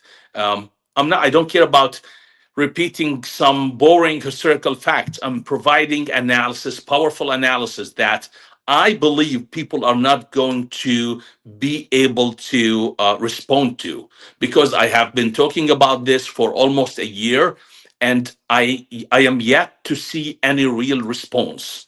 Powerful response to my thesis. So anyway, wait for my book. I'm talking about Islam in the West, what the threat. So yeah, I'm excited about delivering this book to your hands. Looking forward. October 7th. All right. October 7th. Look out for Okay, that. so we're going to look for that, and we'll ask you to repeat the information about your book towards the end of our time here. Just out of Wait, I curiosity. want to get back, Isaiah, right before we change the subject. I want to get back to what you brought up, though. Please. Do we know anything about these patrol cars? I mean, it looks like a police car. Like, what kind of authority do these people have? These Muslim community patrol. Why do we need a separate police force? Like, what's wrong with the police? It's not too dissimilar. See, it's not too dissimilar from what Hasidic Jews have in their communities. Do they right? have their Like own cars like this? the Sham Rim community, like community police. That there's the the Hatsola, which is like their EMS, their own like EMS services, because I guess because there's certain things like that they might need in case like kosher restrictions and stuff like that. That's generally how that works. And the Hasidic communities here in New York City have had this, well, really all over the country. They've had this for quite some And who time. funds this? That's what I'd like to know. Like, I think it's funded by like the synagogues. Like I know the Right, but like the Lubavitch and stuff like that. I can live with that, you know, depending on their authority and stuff. But I don't think we need to be funding like these kind of patrols for like different faith groups and stuff like that. Hopefully they're paying for that themselves, and that goes for Christians as well. Anybody. Yeah. Like I said, I don't know who's funding this. Yeah. I don't know who's funding this. I don't I don't like my tax dollars going to this, and I don't know if too many other people who would. This is it's the kind of stuff that separates us, like as a country. I think the country, people need to assimilate to our country, whether it's United States, whatever.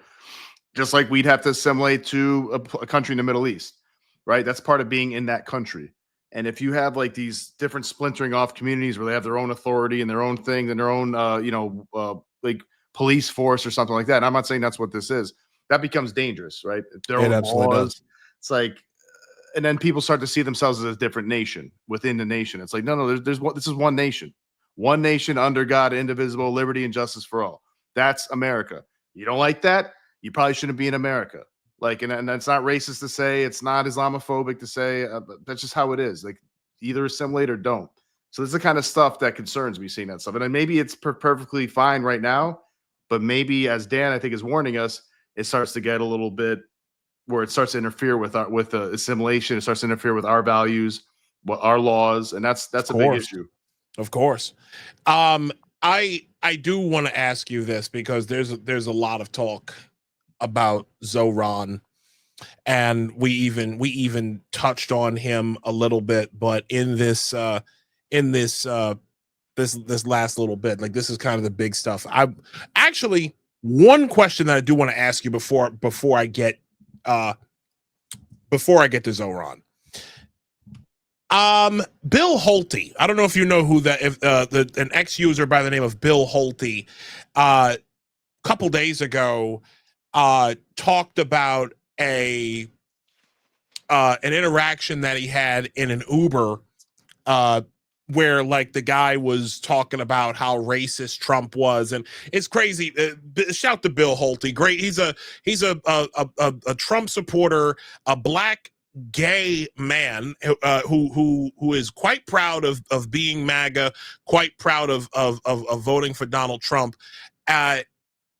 He mentions this. I'm going to look for it, but essentially the thing that concerned me the most about this interaction is that the guy, this Holte's Uber driver had pamphlets in the back of like in the backs, in like the backs of the front seats. Yeah. And some of them were aimed at women.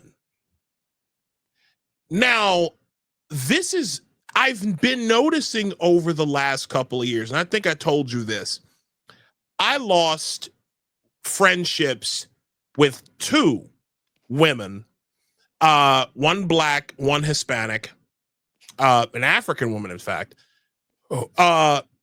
who I had mentioned something about, like I had said, there's something going on here, because I just noticed like a lot of Muslim, like a lot of like recent converts to Islam, female converts to Islam, they would, they would blend like influencing on Instagram and talk about their, their progression. Is this a thing? Like, is this a pattern where women are joined, where like they're getting like where they're talking to women and getting to women? Like how is this normally how this operates when it comes to proselytizing? Well, we have to admit that women in the West, they feel lost, disoriented, big portion of them, because of the postmodern hyper individualism and the hookup culture, Feminism, radical feminism, feminism, you know, and the protection of family the values, war on motherhood. families, Yeah. and the roles of a woman and a man. Yeah. For God's sake, we don't have a definition of a woman even.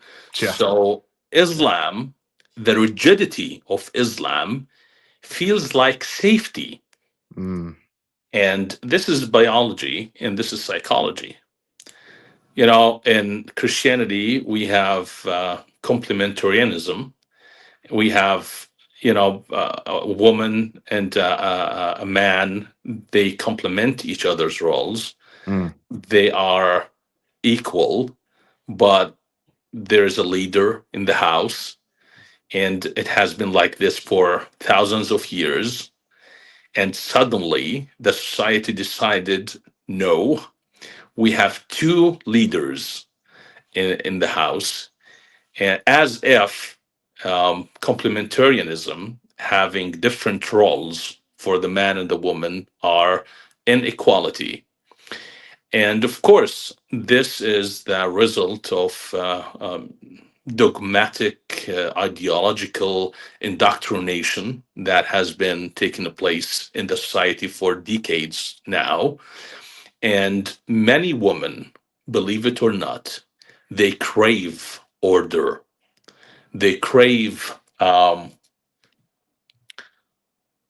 that special. I have to be very, I have to be very careful what I say now because I don't want people to crucify me. I don't want the radical left to crucify me, but They're going to do that anyway. yeah. They're going to do that anyway, Danny. You on the? It's a little too late for that, brother. Yeah, It's Yeah. a No, little but too late for that. they don't want to admit it, but listen, I want you to look at this, okay? This is a straight line, right? Mm-hmm. Now, when a society pushes itself to the edge, there must, at some point, a correction must happen. Correction. Because people are tired and they feel that it's not what they were hoping to get from pushing too far. Yeah. So now imagine when the society wants to correct itself, instead of going back to the middle, they go to the other end. Pendulum swings. That's what we call it. Yep. This is compensation, right? Yeah. Now, what is the other end? It's Islam. Yes. Yes. It's the rigidity of Islam. Very So constraining. you can don't be surprised to see transsexual woman with the pink hair and all the feminism language and all of that. Suddenly she's wearing a hijab and I she's think we've seen going that. I've seen this. We've seen Yeah. that already. Yeah. What's I've going seen on? this. Yeah. Yeah. What's going on? It's the snap. They snapped because it's called overcorrection. They're trying to correct what the mistake that happened in the society, but they overdo it and they end up on the other side of the spectrum, on the other end of the spectrum. And people So- see people seek constraints too, like not just women but men too. They seek because there's endless. There are endless options in the world, endless things you could do, and it's very disorienting when there's you could do anything you want at all times. It's You mistake chaos for freedom. Yes. And then when the chaos tear you down, you seek order. Yes. And when you seek meaning. order, you don't go to the healthy amount of order. Yes. You embrace the authoritarian. Yeah, the authoritarian theocratic version of it. Yeah. So that's one of the reasons why Islam is so appealing to many individuals. Another reason is loneliness. and individualism. Community. Yep. Islam has hijacked the sense of community and presented it as an Islamic thing. It's not Islamic; it is Mediterranean, Oriental, Eastern. We all the nations in the East, they have this community. Go to Spain, walk the streets of any town in Spain. You will find people sitting in front of their houses, talking to their neighbors. This is something we don't have it in America. People are, it's like they're private, very private. They care about their privacy. Individualistic. And yeah, people get lonely, and loneliness is the root cause of addiction, and it destroys people. Yes. We are relational beings. We crave relationships, and we cannot live a lonely life. That's why Islam becomes appealing to foreigners, to immigrants. So yeah. And I'll add a third part to that, Dan, too, which is kind of, it kind of relates to it, but there's also a God-shaped hole, right? A lot of these women are atheists, and people in general on the left are atheists, and they, most people do have a God-shaped hole they need to fill with something, maybe whatever it might be. But it helps if it's a religion. It helps if it's spiritual. It helps if it's some kind of connection to God. We're just like that. It's probably because there is a God, right?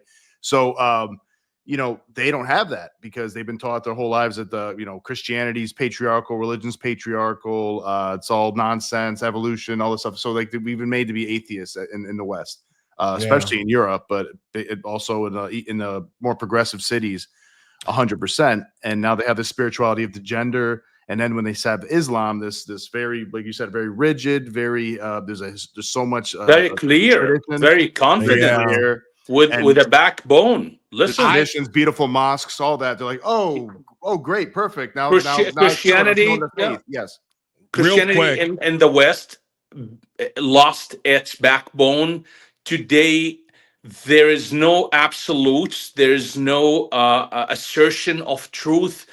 Go to any church. It's like a TED talk. They're trying to attract people through music and lights, and they pay millions of dollars for the atmosphere inside the church.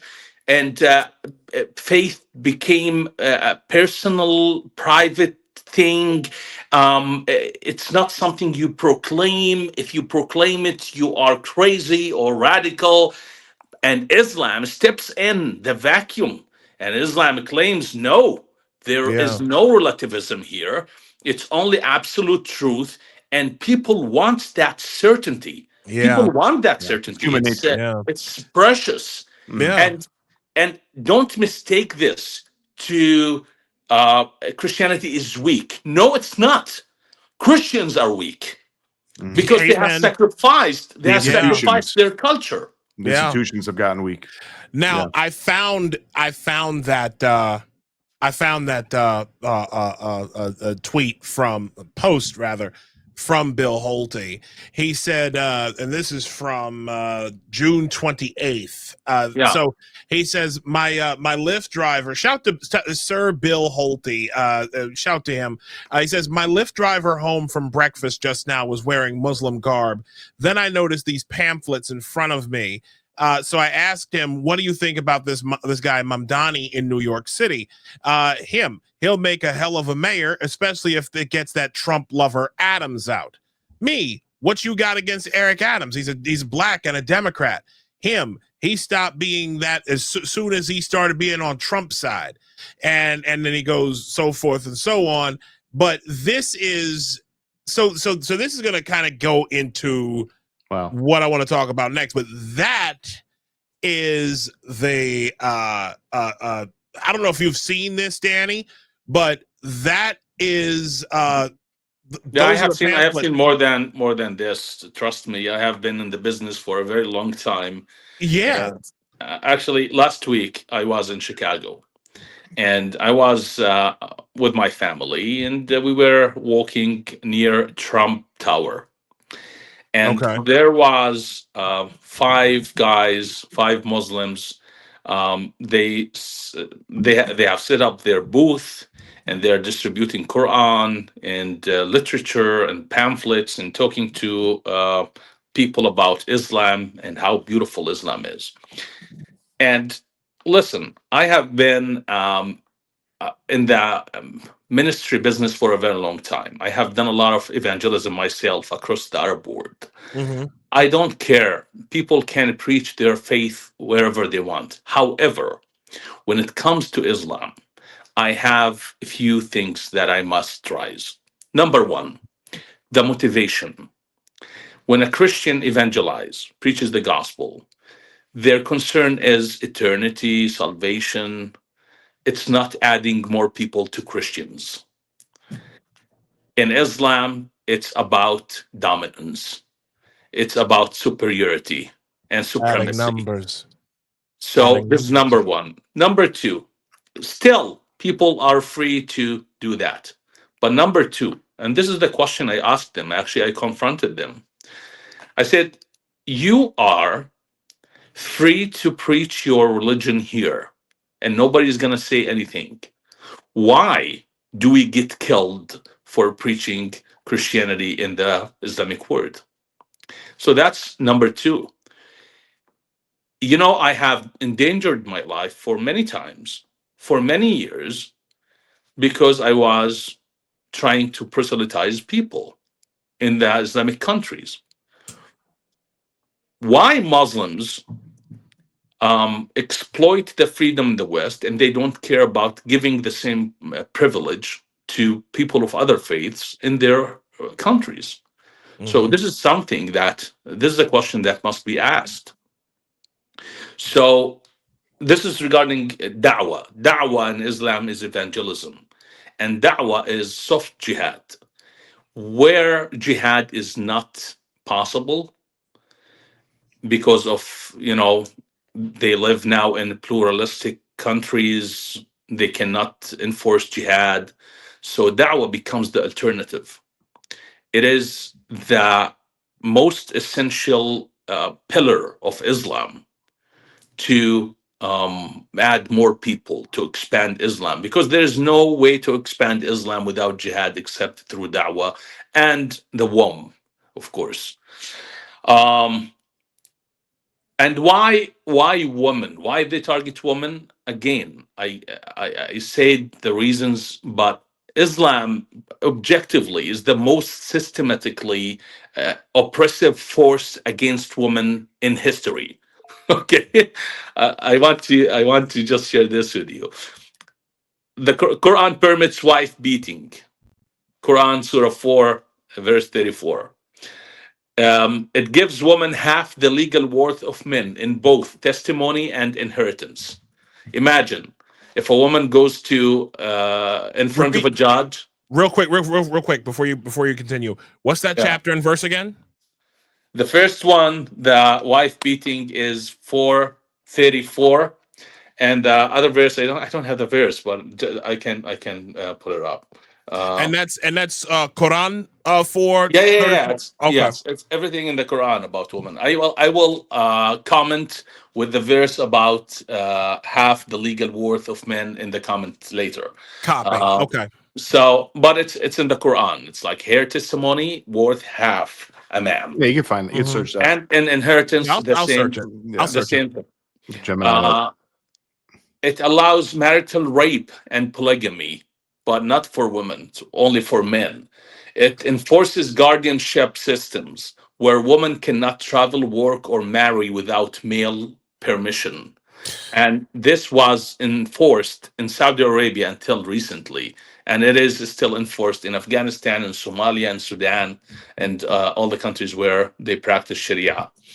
And of course, you have the female genital mutilation, and it's not practiced everywhere, but unfortunately, it is an Islamic thing. It's not a cultural thing. And you have honor killing. Now, I want to say something about honor killings. Please. It's not cultural, it is Islamic. Now, is there a text? No, but here's the trick. Muhammad said that if a woman goes to hell, she takes with her all the male in her family, the father, the brother, the husband, the son. Why? because she went to hell, because she was not conservative enough, she was not obedient enough, because the males in her family let her. Oh So my they God. were tolerant of her disobedience. So therefore, they are going to hell with her, regardless of their work. Now, convince me that if you have a religious commandment that asking you to observe and supervise and just control your wife's or a woman in your family, to control her life. If she goes on a date with someone, what are you going to do? She's sending you to hell. You have to you have to stop her. So Jesus Christ. killing her becomes the most reasonable thing to do, because you don't want to risk your eternity. It's a This good is way to manipulate women primitive. too. This is primitive, disgusting shit. I'm sorry. I felt this way even when I was a more I'll say I was more liberal, okay? Because I'm kind of Yeah. going through my own political reawakening, as it were. I despised Islam even when I was more liberal, because I knew of how primitively evil the religion was to women. And now this religion is going right, is like, come on in, baby, we got you. You want stability, you want structure, you out here partying, come on in here, baby, we got you. That disgusts me. Yeah, That they disgusts try. me. Yeah, Oh, that disgusts me on a level. Oh my because God. women are more vulnerable than men, so they try to exploit that. There's another thing to add to that too, Dan. I agree. I think for the most part, that's probably true. They are more vulnerable, maybe a little bit more easy to manipulate. We see that a lot in a lot of different ways, right? Because of emotions and Yeah. yeah, Sure, and like we see it even with like pimps and stuff, and then doing yeah, that to prostitutes. sure. Like, so it's not just religion. But I also say this: it's a very clever way also to get men into the religion, because if you got a really beautiful woman that you love who just converted to Islam, there's a good chance you might convert the man to Islam too. He's like, well, she only get married if we're gonna get married in a mosque or whatever, however Muslims do it, and so you get some converts that way too. So Listen, people convert to every other religion for different reasons. Like sure, Jews become Christians, the Christians become become Jews. Buddhist, Yeah. Muslims become Jews. It doesn't matter. Sure. At the end of the day, people have their own journeys and their own struggles, right?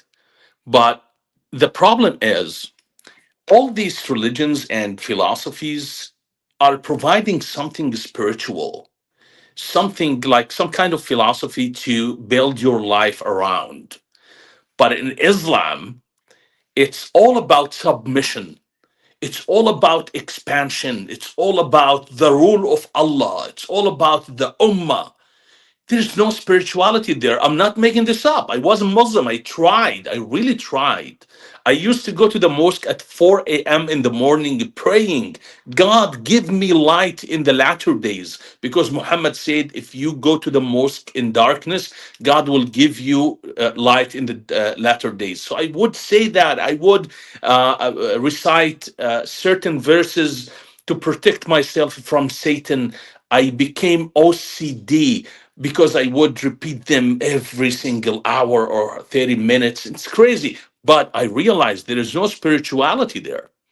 So people are free to seek um, different school of thoughts. But when it comes to Islam, you are embracing a religion that offering you absolutely nothing when it comes to your soul. Nothing. You don't guarantee heaven or eternity. You don't guarantee a relationship with God. Uh, you become part of the ummah, the army of Islam, in order to expand it. And so that's why I tell people, listen, if you want to convert to Islam, do it. If that works for you, be my guest. But just think about even if you're seeking salvation, Islam doesn't offer, even you offer salvation. It doesn't. It's like, what is salvation in Islam? Going to paradise, have 72 virgins, and non-stop sex, and they try in the West, especially for Western consumption, they try to whitewash this narrative and sanitize it by saying it's metaphorical. It's not. In the Quran, it describes the virgins. Even their boobs are described as big, beautiful boobs. Oh, wait a Yeah. second. I might have to. Okay. Oh, And- wait. I might have And to look into you this will whole have- Islam thing. Yeah, Oh, I know we're talking shit. about some nice Hooters. So, Oh, just think of a religion that promises you vaginas in the Oh, man. afterlife. That's funny. That's the kind of religion we're talking about. It sounds like it maybe can offer you discipline, like maybe better discipline in other religions, but it doesn't offer spiritual personal growth. It seems like None. Like you can't really develop yourself any more than constantly being submissive, constantly Yeah, being afraid. but discipline So- out of fear is not a real discipline. That's a pathological. Go discipline. to the grocery store and pick up a cigarette. Like you can choose Marlboro. Okay, it's written, this is going to kill you. You don't care. Mhm. Nobody cares. We still have millions of people Mhm. smoking. Aren't they afraid? They are. But fear, and we know this from the Torah, from the Old Testament. Paul in the New Testament, he said that the law, one of the tasks of the law is to expose us, but it could not create any righteousness. What does that mean? The law is scaring us. You are not obeying God. You're not obeying God, right? So there's condemnation there. But yet, it could not create or produce any righteousness, because fear cannot produce anything good. Fear only casts love away. You can't If you- flourish. Yeah. If you bring flowers to your wife because you're afraid she's going to leave you, Mm. the flowers lose its meaning. Yes, they Yeah. do. Right? I've been in relationships like that. You are Yeah. absolutely correct. Mm. So Islam, because everything is incentivized by fear, you don't get real righteousness or real discipline. Not at all. Not at all. Does that make sense? That Because- does makes perfect So sense. that's why people mistake and confuse Islamic discipline with real discipline. It's not discipline. It's fear. It's Interesting. fair. Wow. You can't gain wisdom Speaking that of- way. you gain can't. wisdom that way. If you're You living, can't. it's like living under a father who's like, You know why do as I Muslims? say, do as I say, or else for your whole life. And you're like, well, how come you always give me all these rules? And he's like, or else, and it's like, Yeah. okay, what can you learn from that after 20, 30, 40, 50 years? Not a goddamn you thing. need some love, you need Nothing. some wisdom, you need some virtue, you need some explanation, you need to learn things on your own too. That's growth. That's spiritual growth. It's part of, I think that's part of why we're on earth, is to explore spiritual growth, understand the world, be eyes of God in a way, actors Yeah. of God, agents of God, and help each other, lift each other, engage in love. And that seems like a lot of that's bereft in Islam from how you're describing it. Real quick, well, let's get into this last thing, because I want to talk about Zohran Mamdani. Yeah. This guy seems to be the living embodiment of the Red-Green Alliance we talked about earlier. And yes, there's an element of fear involved in this. I'm gonna talk about him some more a little bit later on, but I want to ask you about him. Like, how much have you been keeping up with Mamdani, and what kind of danger would New York City be in with this kind of guy at the helm? He won the Democrat nomination. Okay, so excuse me. Yeah. So he is the Democrat. He's the Democrat nominee for those of you who aren't here in New York. He has not been elected mayor yet of New York City. Yeah. But he's leading polls. So just for the benefit of our audience, yes, he is the front runner right now to be the unless next mayor. Cuomo and Eric Adams drop. One of them's got to drop out. One of them's got to drop. We'll talk about that in a sec. But yeah, one of them. Sorry. What exactly do you want to let our listeners know, our audience know?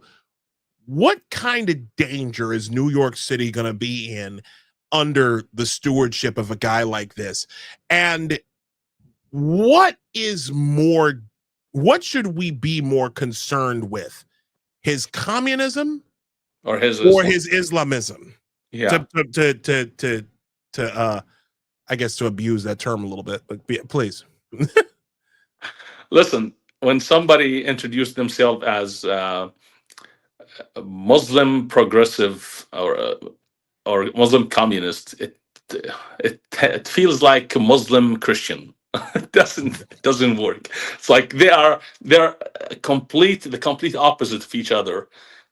So you gotta be one or the other. You can't really mix these two together. But anyway, I would say that the danger is tremendous, and I don't want people to think this is fear mongering.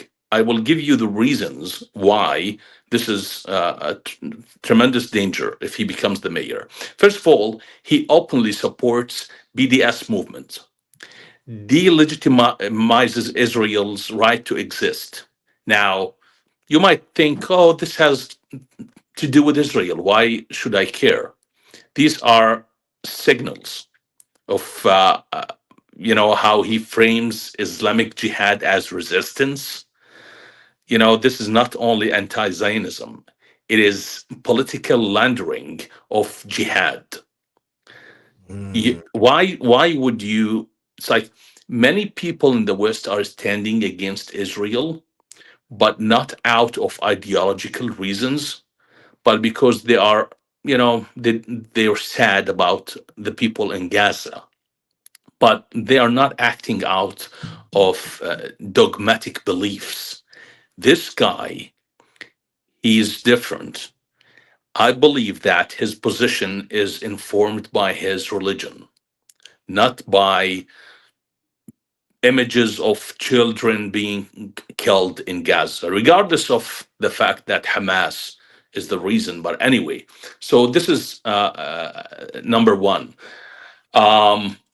If he gets to be in office, this mindset is not gonna stop at foreign policy, okay? It's gonna translate into policies that weaken law enforcement, as we talked about this before. Criminalize dissent, promote divisions, create special exemption under the banner of equity. And those who do not share American values are going to be promoted, are going to be giving passes. So a city led by a guy like this is going to support a lot of sanctuary policies, for example. It's going to protect radicals. So I can think of 1,000 reasons why somebody with this mindset is going to be very dangerous to New York City. So how is he going to weaponize fighting hatred, fighting Islamophobia, fighting racism? How are all of these terms are going to be weaponized? What laws are going to be the result of his mindset, his beliefs? So again, I'm not a prophet. I don't know what his mayoral period going to look like. I don't know, but I know it's going to be dangerous to the most important city in the world, that is New York. So New York City it's America's cultural and economic symbol. Putting it under the stewardship of someone who undermines its foundational values would be an act of suicide, I believe. Mm. Wow. I've felt this way. I've felt this way for a while. I have seen the things that are coming out about him. It's like I've never seen a guy so devoted to Islam and to communism. Like I said, he is, in my opinion, the full embodiment of the red-green alliance that took down the Shah in Iran in 1979. He gives me But what that happened to those the kind of what happened to the communists oh, they got murked. after that? They got unalived and quickly because again I forget who it was. I gotta find that video clip, but the dude who says, who's like, yeah, go ahead, go have your fun, do your trans stuff, do gender nonsense. Well, we'll throw you off a building later, but guess what, it'll go do your thing, go and we'll just handle you later. And it's worked. It feels like everything that you've told me, like no joke, it feels almost like trans and LGBTQ IAP was operational preparation of the environment for Islam to come in. Because if you think it is the key deconstruction of the foundations of the society. yeah. So it was not intentional. They were doing overcorrection, as I said before. But so they want to eliminate slavery, and then instead of going to the middle, they overdid it, and now we have white people are being slaves in a different way. Yeah, It's like yeah. they cannot speak, they cannot say anything, they cannot get any jobs in certain companies. The DEI policies, you know what I mean. So they push too far. Yeah. Same thing with, it's like it's all started as a good thing with good intention, but overdoing it damaged the society, and today we ended up with a vacuum, and Islam is stepping in. So that's how you need to understand it. If that society to survive, we need to go back to the middle. So what is racism? The definition of words is very important to define terminologies in a healthy way. We cannot keep fighting over definitions while we are standing on this end of the spectrum. We have to pull back to the middle in order to have some sanity to stand for this ideological invasion. We do. My God, Dan, this has been.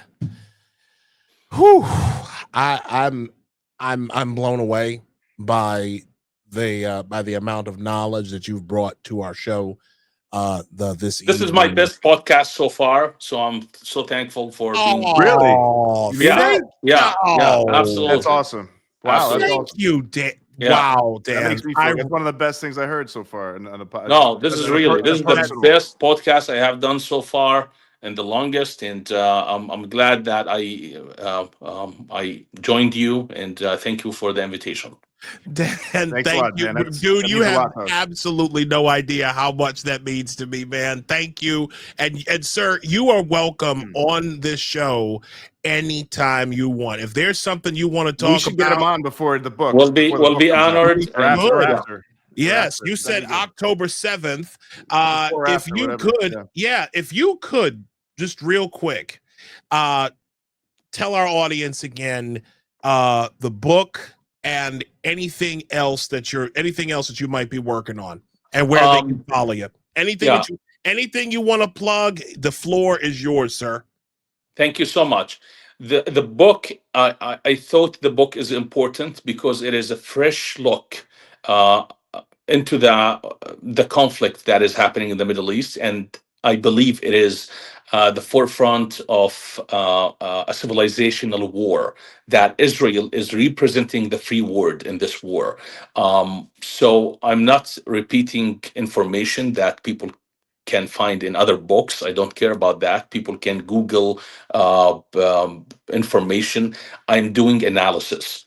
I'm helping people to see the connection between Islam, the conflict in the Middle East, and what's happening in the West and the future of the West. And of course, in the book, also I'm commenting on the ideological conflicts in the West and how these different ideologies and movements made the ground fertile for Islam to flourish. And so I believe this book is going to be important. People can subscribe to my Substack. Just go to my page or go to my website, www.project-ex.org. Subscribe to my page, my Substack there, and you will get early access to the book. And you will also get access to weekly articles, podcasts, and different sources. Thank you for giving me the chance to share this, Carter. You are very welcome, sir, and I greatly appreciate your time. We are, we will. I definitely would love to have you back before when the book comes out, and I will be purchasing Great. a copy Great. when it comes out. So we will stay in touch. Thank you, my friend. I greatly Thank you appreciate so much. your time. Have a good night. Thank You you, as Dan. well, Appreciate it. sir. Thank you. That man is a hero.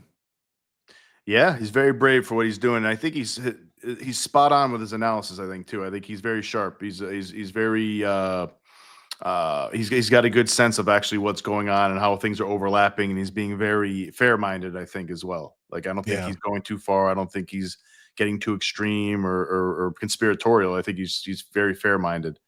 That's something I think a lot of people need to hear, this podcast with Dan, and definitely need to read his book when it comes out. If Dan, if you are ever in the New York area, if you're ever in New York City, we gotta hang, man. We gotta hang. Like, there's just no two ways about it. Like, it was humbling having a man with that kind of character on our show. That is a man of that's a man of character I have not seen in a very, very long time. It takes a certain amount of strength. That man, I'm gonna just go ahead and permit me a brief moment, if you will. Go ahead. The reason why we started this show, one of the biggest reasons why we started this show, at least is because we wanted to give people for whom their political homes, or even in this case, religious homes that they had known for so long. For those who strayed. For those who strayed.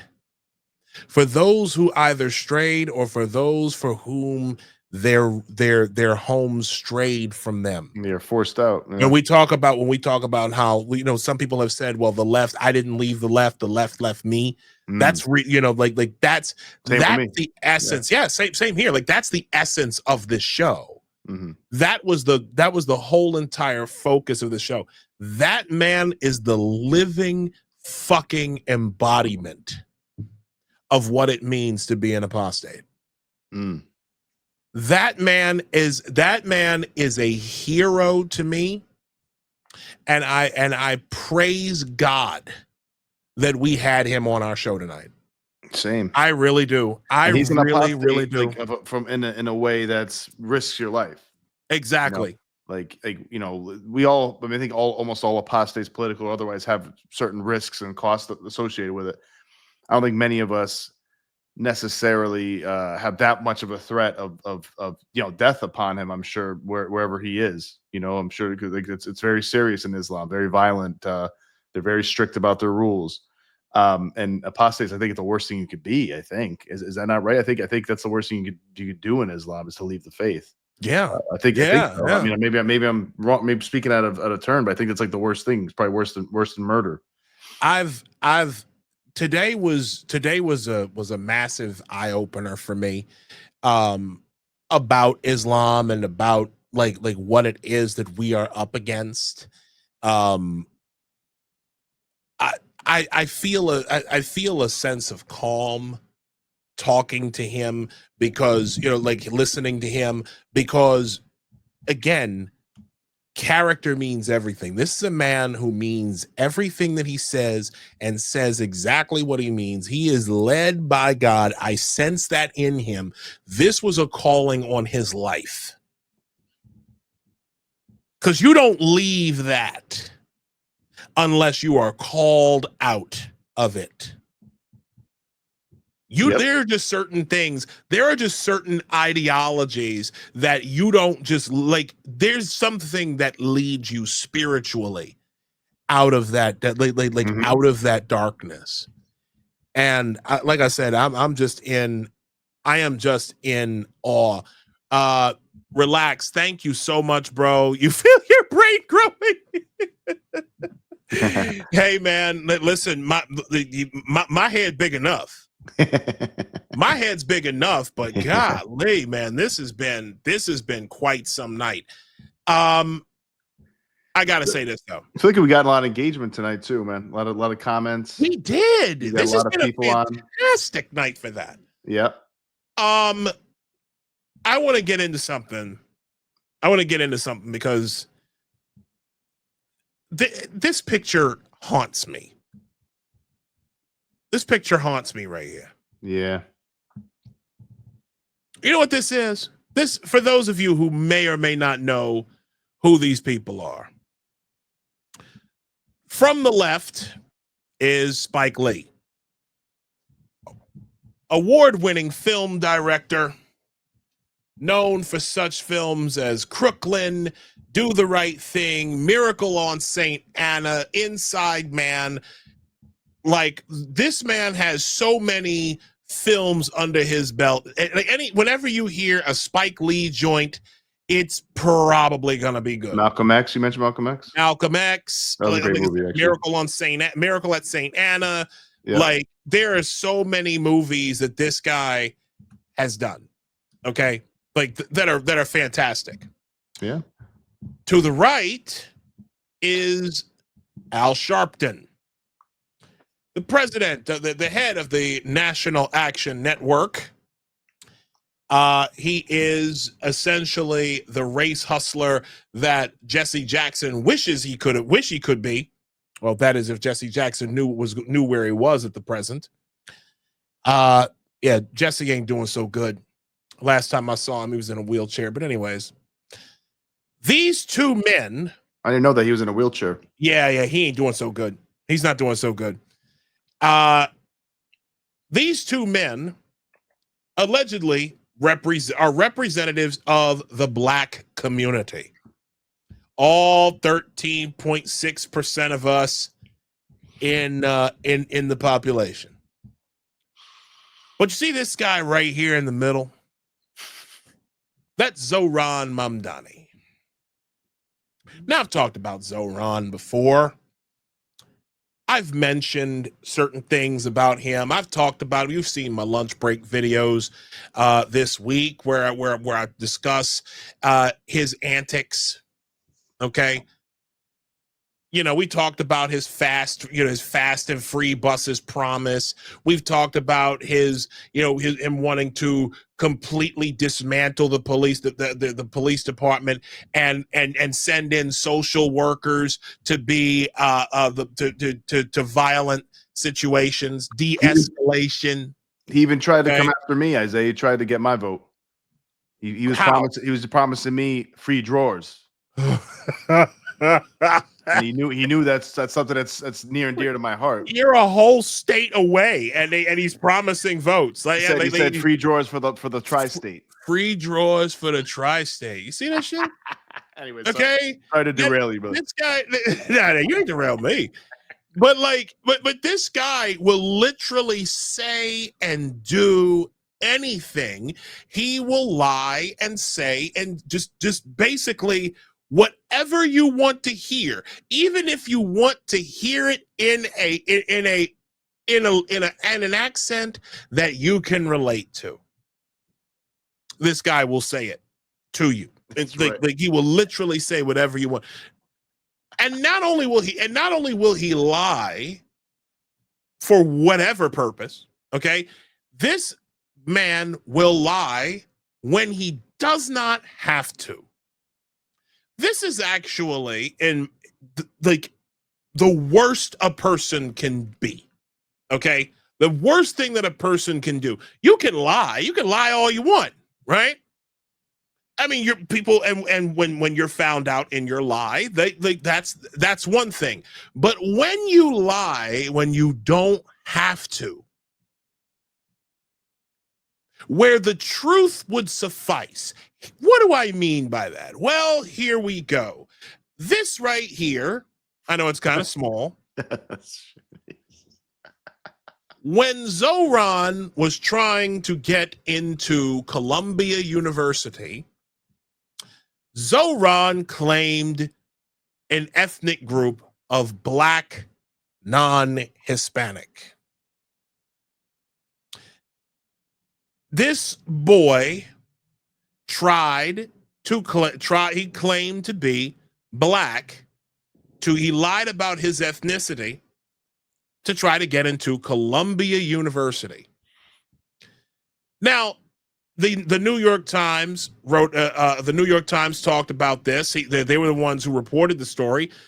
Zoran Mamdani identified as Asian and African American on a college application. He doesn't consider himself Black, but said the application didn't allow for the complexity of his background. Columbia, like many elite universities, used a race-conscious affirmative action admissions program at the time. Reporting that his race was Black or African American in addition to Asian could have given an advantage to Mr. Mamdani, who was born in Uganda and spent his earliest years there. In an interview on Thursday, Mr. Mamdani, 33 years old, said that he did not consider himself either Black or African American, but rather, quote, an American who was born in Africa. He said his answers on the college application were an attempt to represent his complex background, given the limited choices before him, not to gain an upper hand in the admissions process. He was not accepted at Columbia. So what is that supposed to mean something?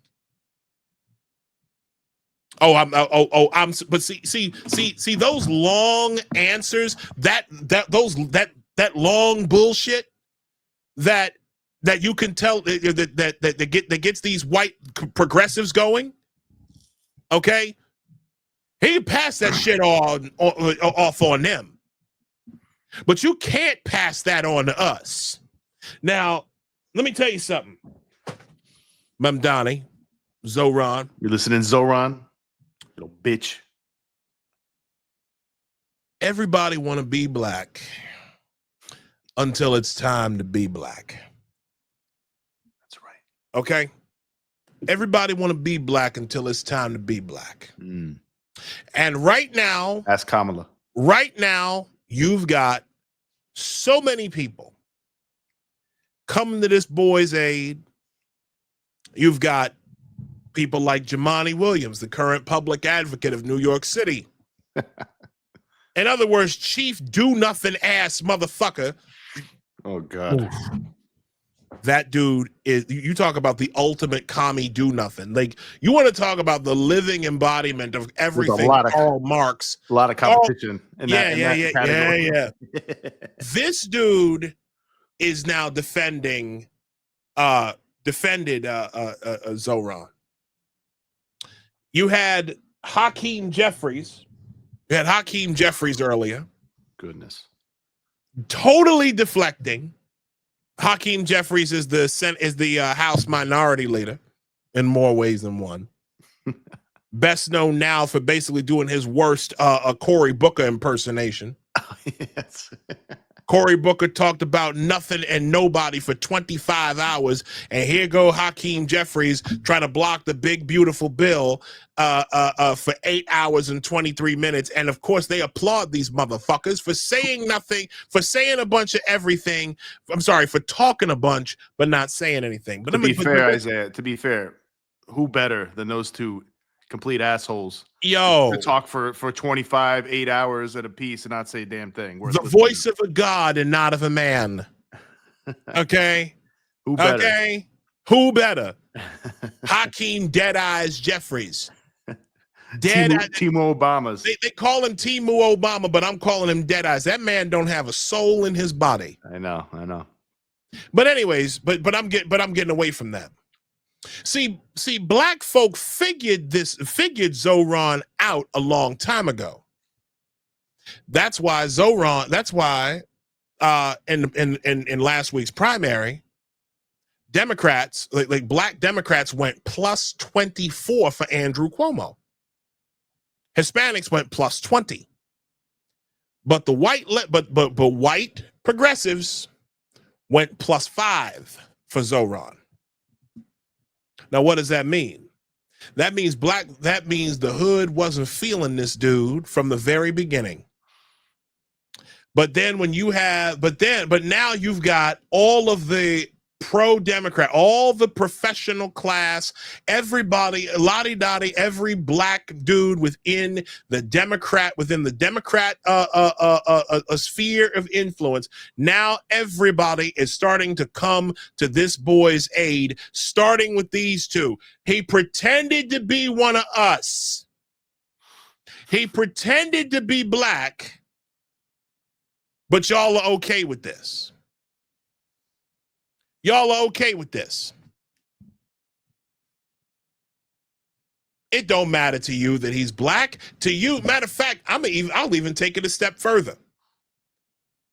To these people, you know why it doesn't matter? You know why it doesn't matter that he lied? Because to the communist, to the black the hood rat communist, the only thing that matters is if you politically black. Remember this from Nicole Hannah Jones, the 1619 lady. Look at this bitch. That was the right question too. What does this mean?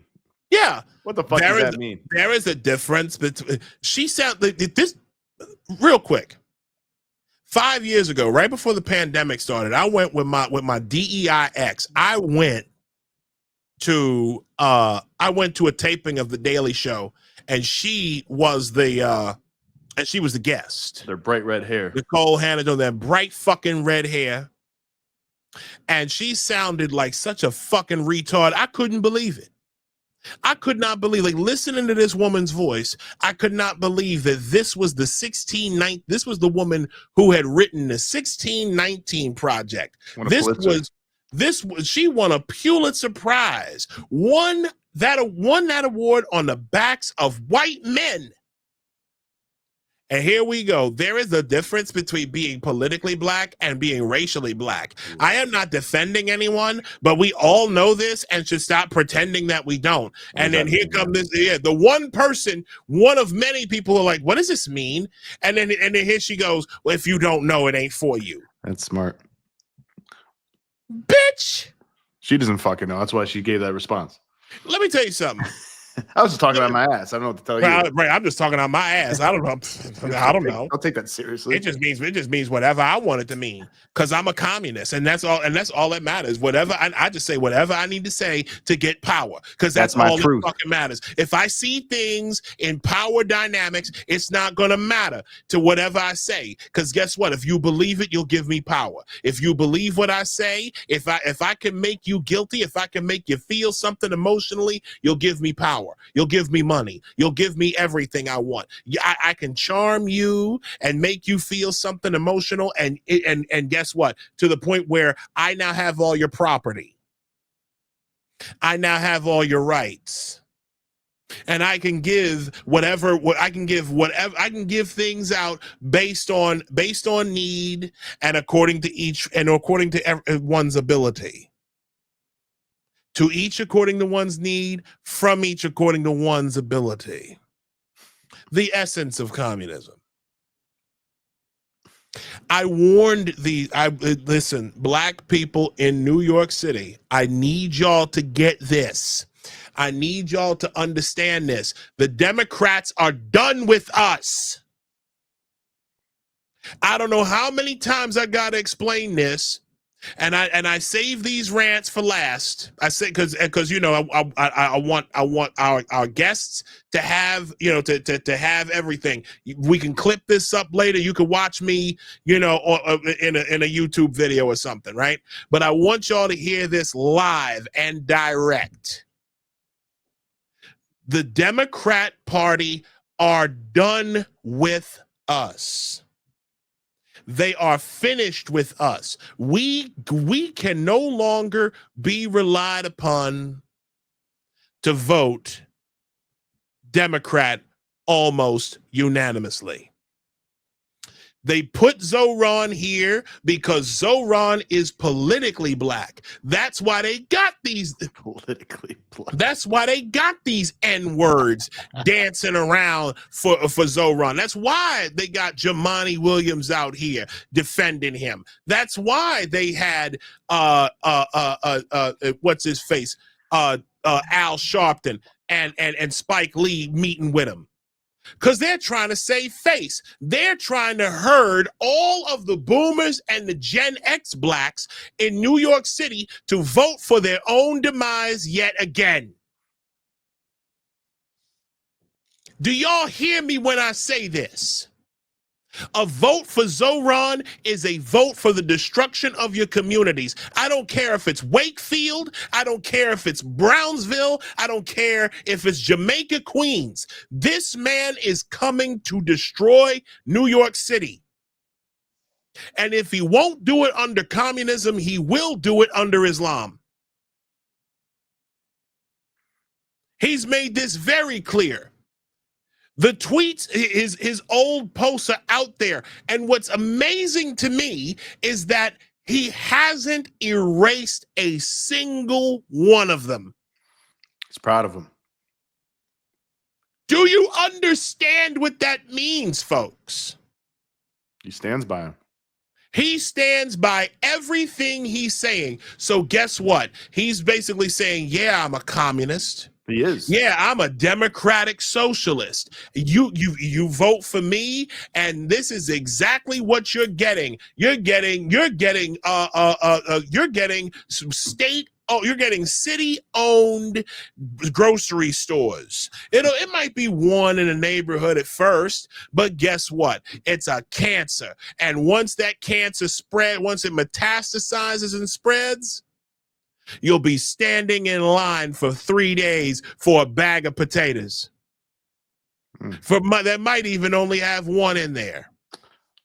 And do you think, and hold on a second, and do you think with the expansion of congestion pricing that's coming, because you know they ain't finished with that, right? With the expansion of congestion pricing, with the expansion of the taxes and fees and everything else related to individual movement, that these communists, like transportation alternatives, Riders Alliance, all these other ones, Zoran is down with all of that. So not only are you going to get a continuation, not only are you going to get status quo with Zoran as far as that goes, he's going to expand it. Do you don't think them shortages are going to get worse? When these truckers decide, I'm kind of overpaying paying $30-some to go to cross into the Lincoln Tunnel, and then they get hit for $6 when they get on the Manhattan side. You don't think that's gonna happen, folks? This is real shit that's taking place. And these black folk, and let me tell you something, these motherfuckers like Joy Reid, who I used to, I don't know who this Joy Reid is. Joy Reid was one of my fun fact, Joy Reid was one of my very first followers on Twitter 16 years ago. The Joy Reids of the world, the Ellie Mistles of the world, they will lead you to your own destruction.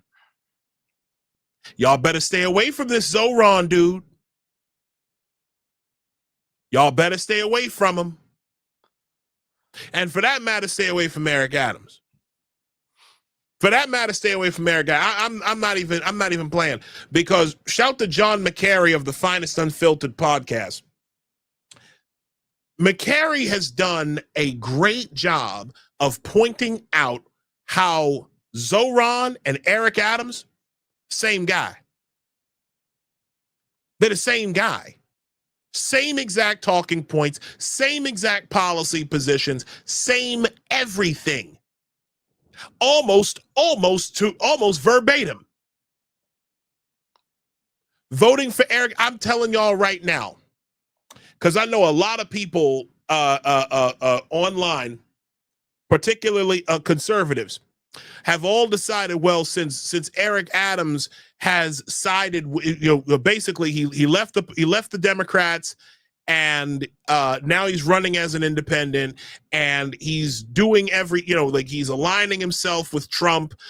He's only aligning with Trump to stay out of jail. Let's be very clear about this. He's only doing this to stay out of jail.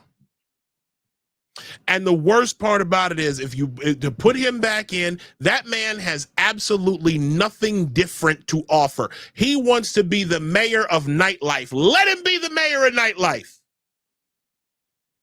He is how did Karine say? How my wife say? She said he wants to be the mayor of the nightclub. Oh, he wants to be a party promoter, and being mayor is getting in his way. It's time to relieve him of his mayoral duties so that he can be a fucking club rat all day long. I want to help this brother. Go ahead, Nick. What are your thoughts?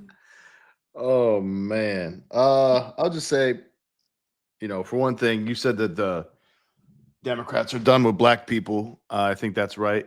And I think that they're also done with Latino people. The only Latino people they're interested in are the ones that aren't here legally. They didn't really really campaigned for Latino people during Kamala's campaign, and I feel like a lot of different campaigns in the past recently.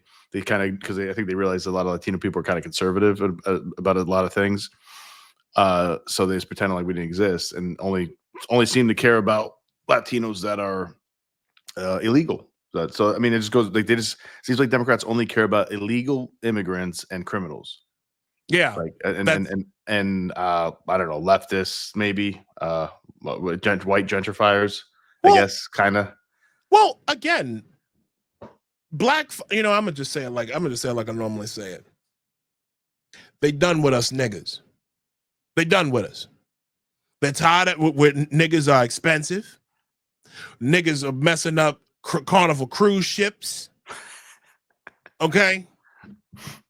Niggas can't be relied on to vote Democrat anymore. Because I tell you this, I've never seen as many black people on social media adopting like going full MAGA. Yeah, me too. There's so many I have never seen. This isn't guys. They're just guys like Jason Whitlock. No. Street level. No, we talking street dudes. Street level like TikTok. Antoine Tucker, shout to Montaga, a Gotham City god. Like dude, he's here in the Bronx. Like, I have never seen so many black conservatives. Shout to Xavier Rousseau. What's the other dude's name? So many black conservatives out here who are just coming out. JV the Great. JV the Great. Before. Exactly. I want to Wolf Hat. Yeah, we like serious. Like Black folk are breaking from the plantation. We're not just talking about Candace Owens and Larry Elder, who, you know, the people like that. We talking about brand new street people. Yeah. And a bunch of people who are no And we names, like can't- they don't even have that big followership. I see them on Exactly. TikTok popping up, like people coming out of their freaking jobs, like, you know, they're working class jobs, probably coming out of the high school, community college, or whatever, just dropping fire freaking MAGA rants and conservative rants, and I'm like, all right, shit. Yeah, black folk. Listen, man, Yeah. black folk who doing like I did. Same with the Lexit guys too, by the way. Lexit, yeah. Oh my God, I love those. I love them. Dropping I some love fire Lexit too. Yeah, we gotta get them on one of these days. I would love to have Ladies of Liberty, the Lexit people, like shout to them. I would love to have them on. What I'm saying is,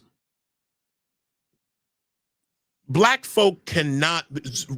Again, they brought the illegals in to black neighborhoods specifically to replace us, to replace our vote, to dilute our vote, and then to ultimately replace that vote. I've talked about it before, how black folk in Chicago already figured it out. Black folk in Philadelphia are figuring it out right now because their hood rat communist mayor basically told them to keep told people to keep their trash in the house because their sanitation department, the sanitation workers went on strike. Black folk are finding out the hard way that the Democrats, black folk have voted Democrat for nearly 7 decades. Unquestioned. And now that's out.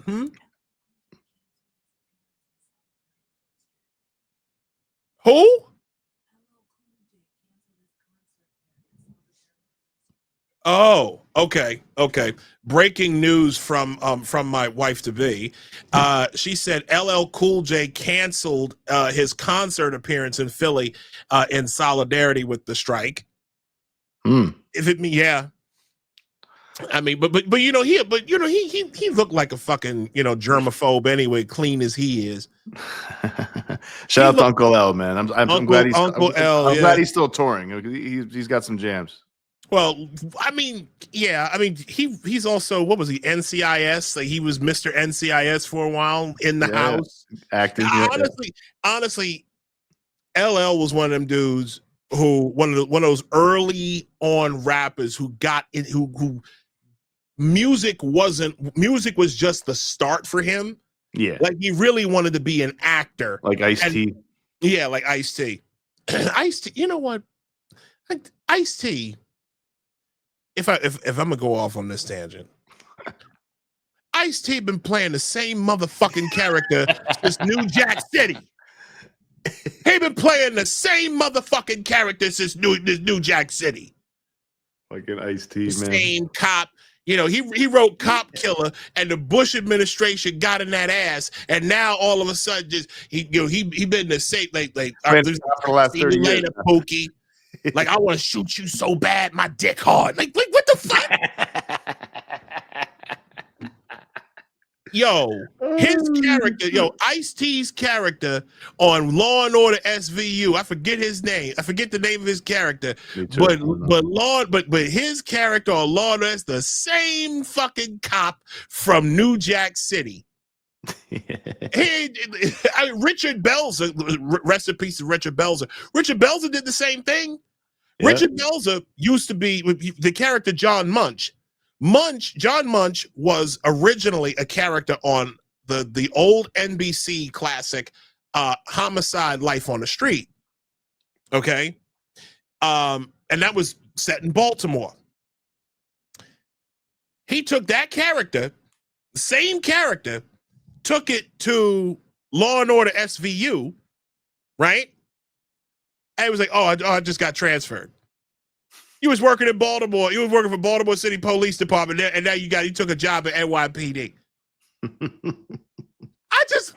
love the interchangeability. Yo, rest in peace to John Munch. I'm sorry, to Richard Belzer. Anyways, black folk need to stay the fuck away from Zoran. Let's bring it back, yeah. We need to stay the fuck away from. We need to stay the fuck away from Zoran, and we need to stay the fuck away from Eric Adams, because what's happened. Because what that is right there is a false. It is a false choice. It's a false choice. The one that everybody, and I'm being dead serious right now, the one that everybody's telling you, oh, you ain't got a chance. Fuck them. You don't. That's Curtis Sliwa right now. You better vote for him. Curtis is my pick. To date, Curtis. We had Curtis on our show. We spoke with Curtis directly. Yep. And I'll link to that. That was episode 14. Yep. Look it up. YouTube, Rumble, look it up. X. We had Curtis Sliwa. We talked to him. He was right in front of us. Not even the Gambinos could take him out, man. Not even the Gambinos could take this man out.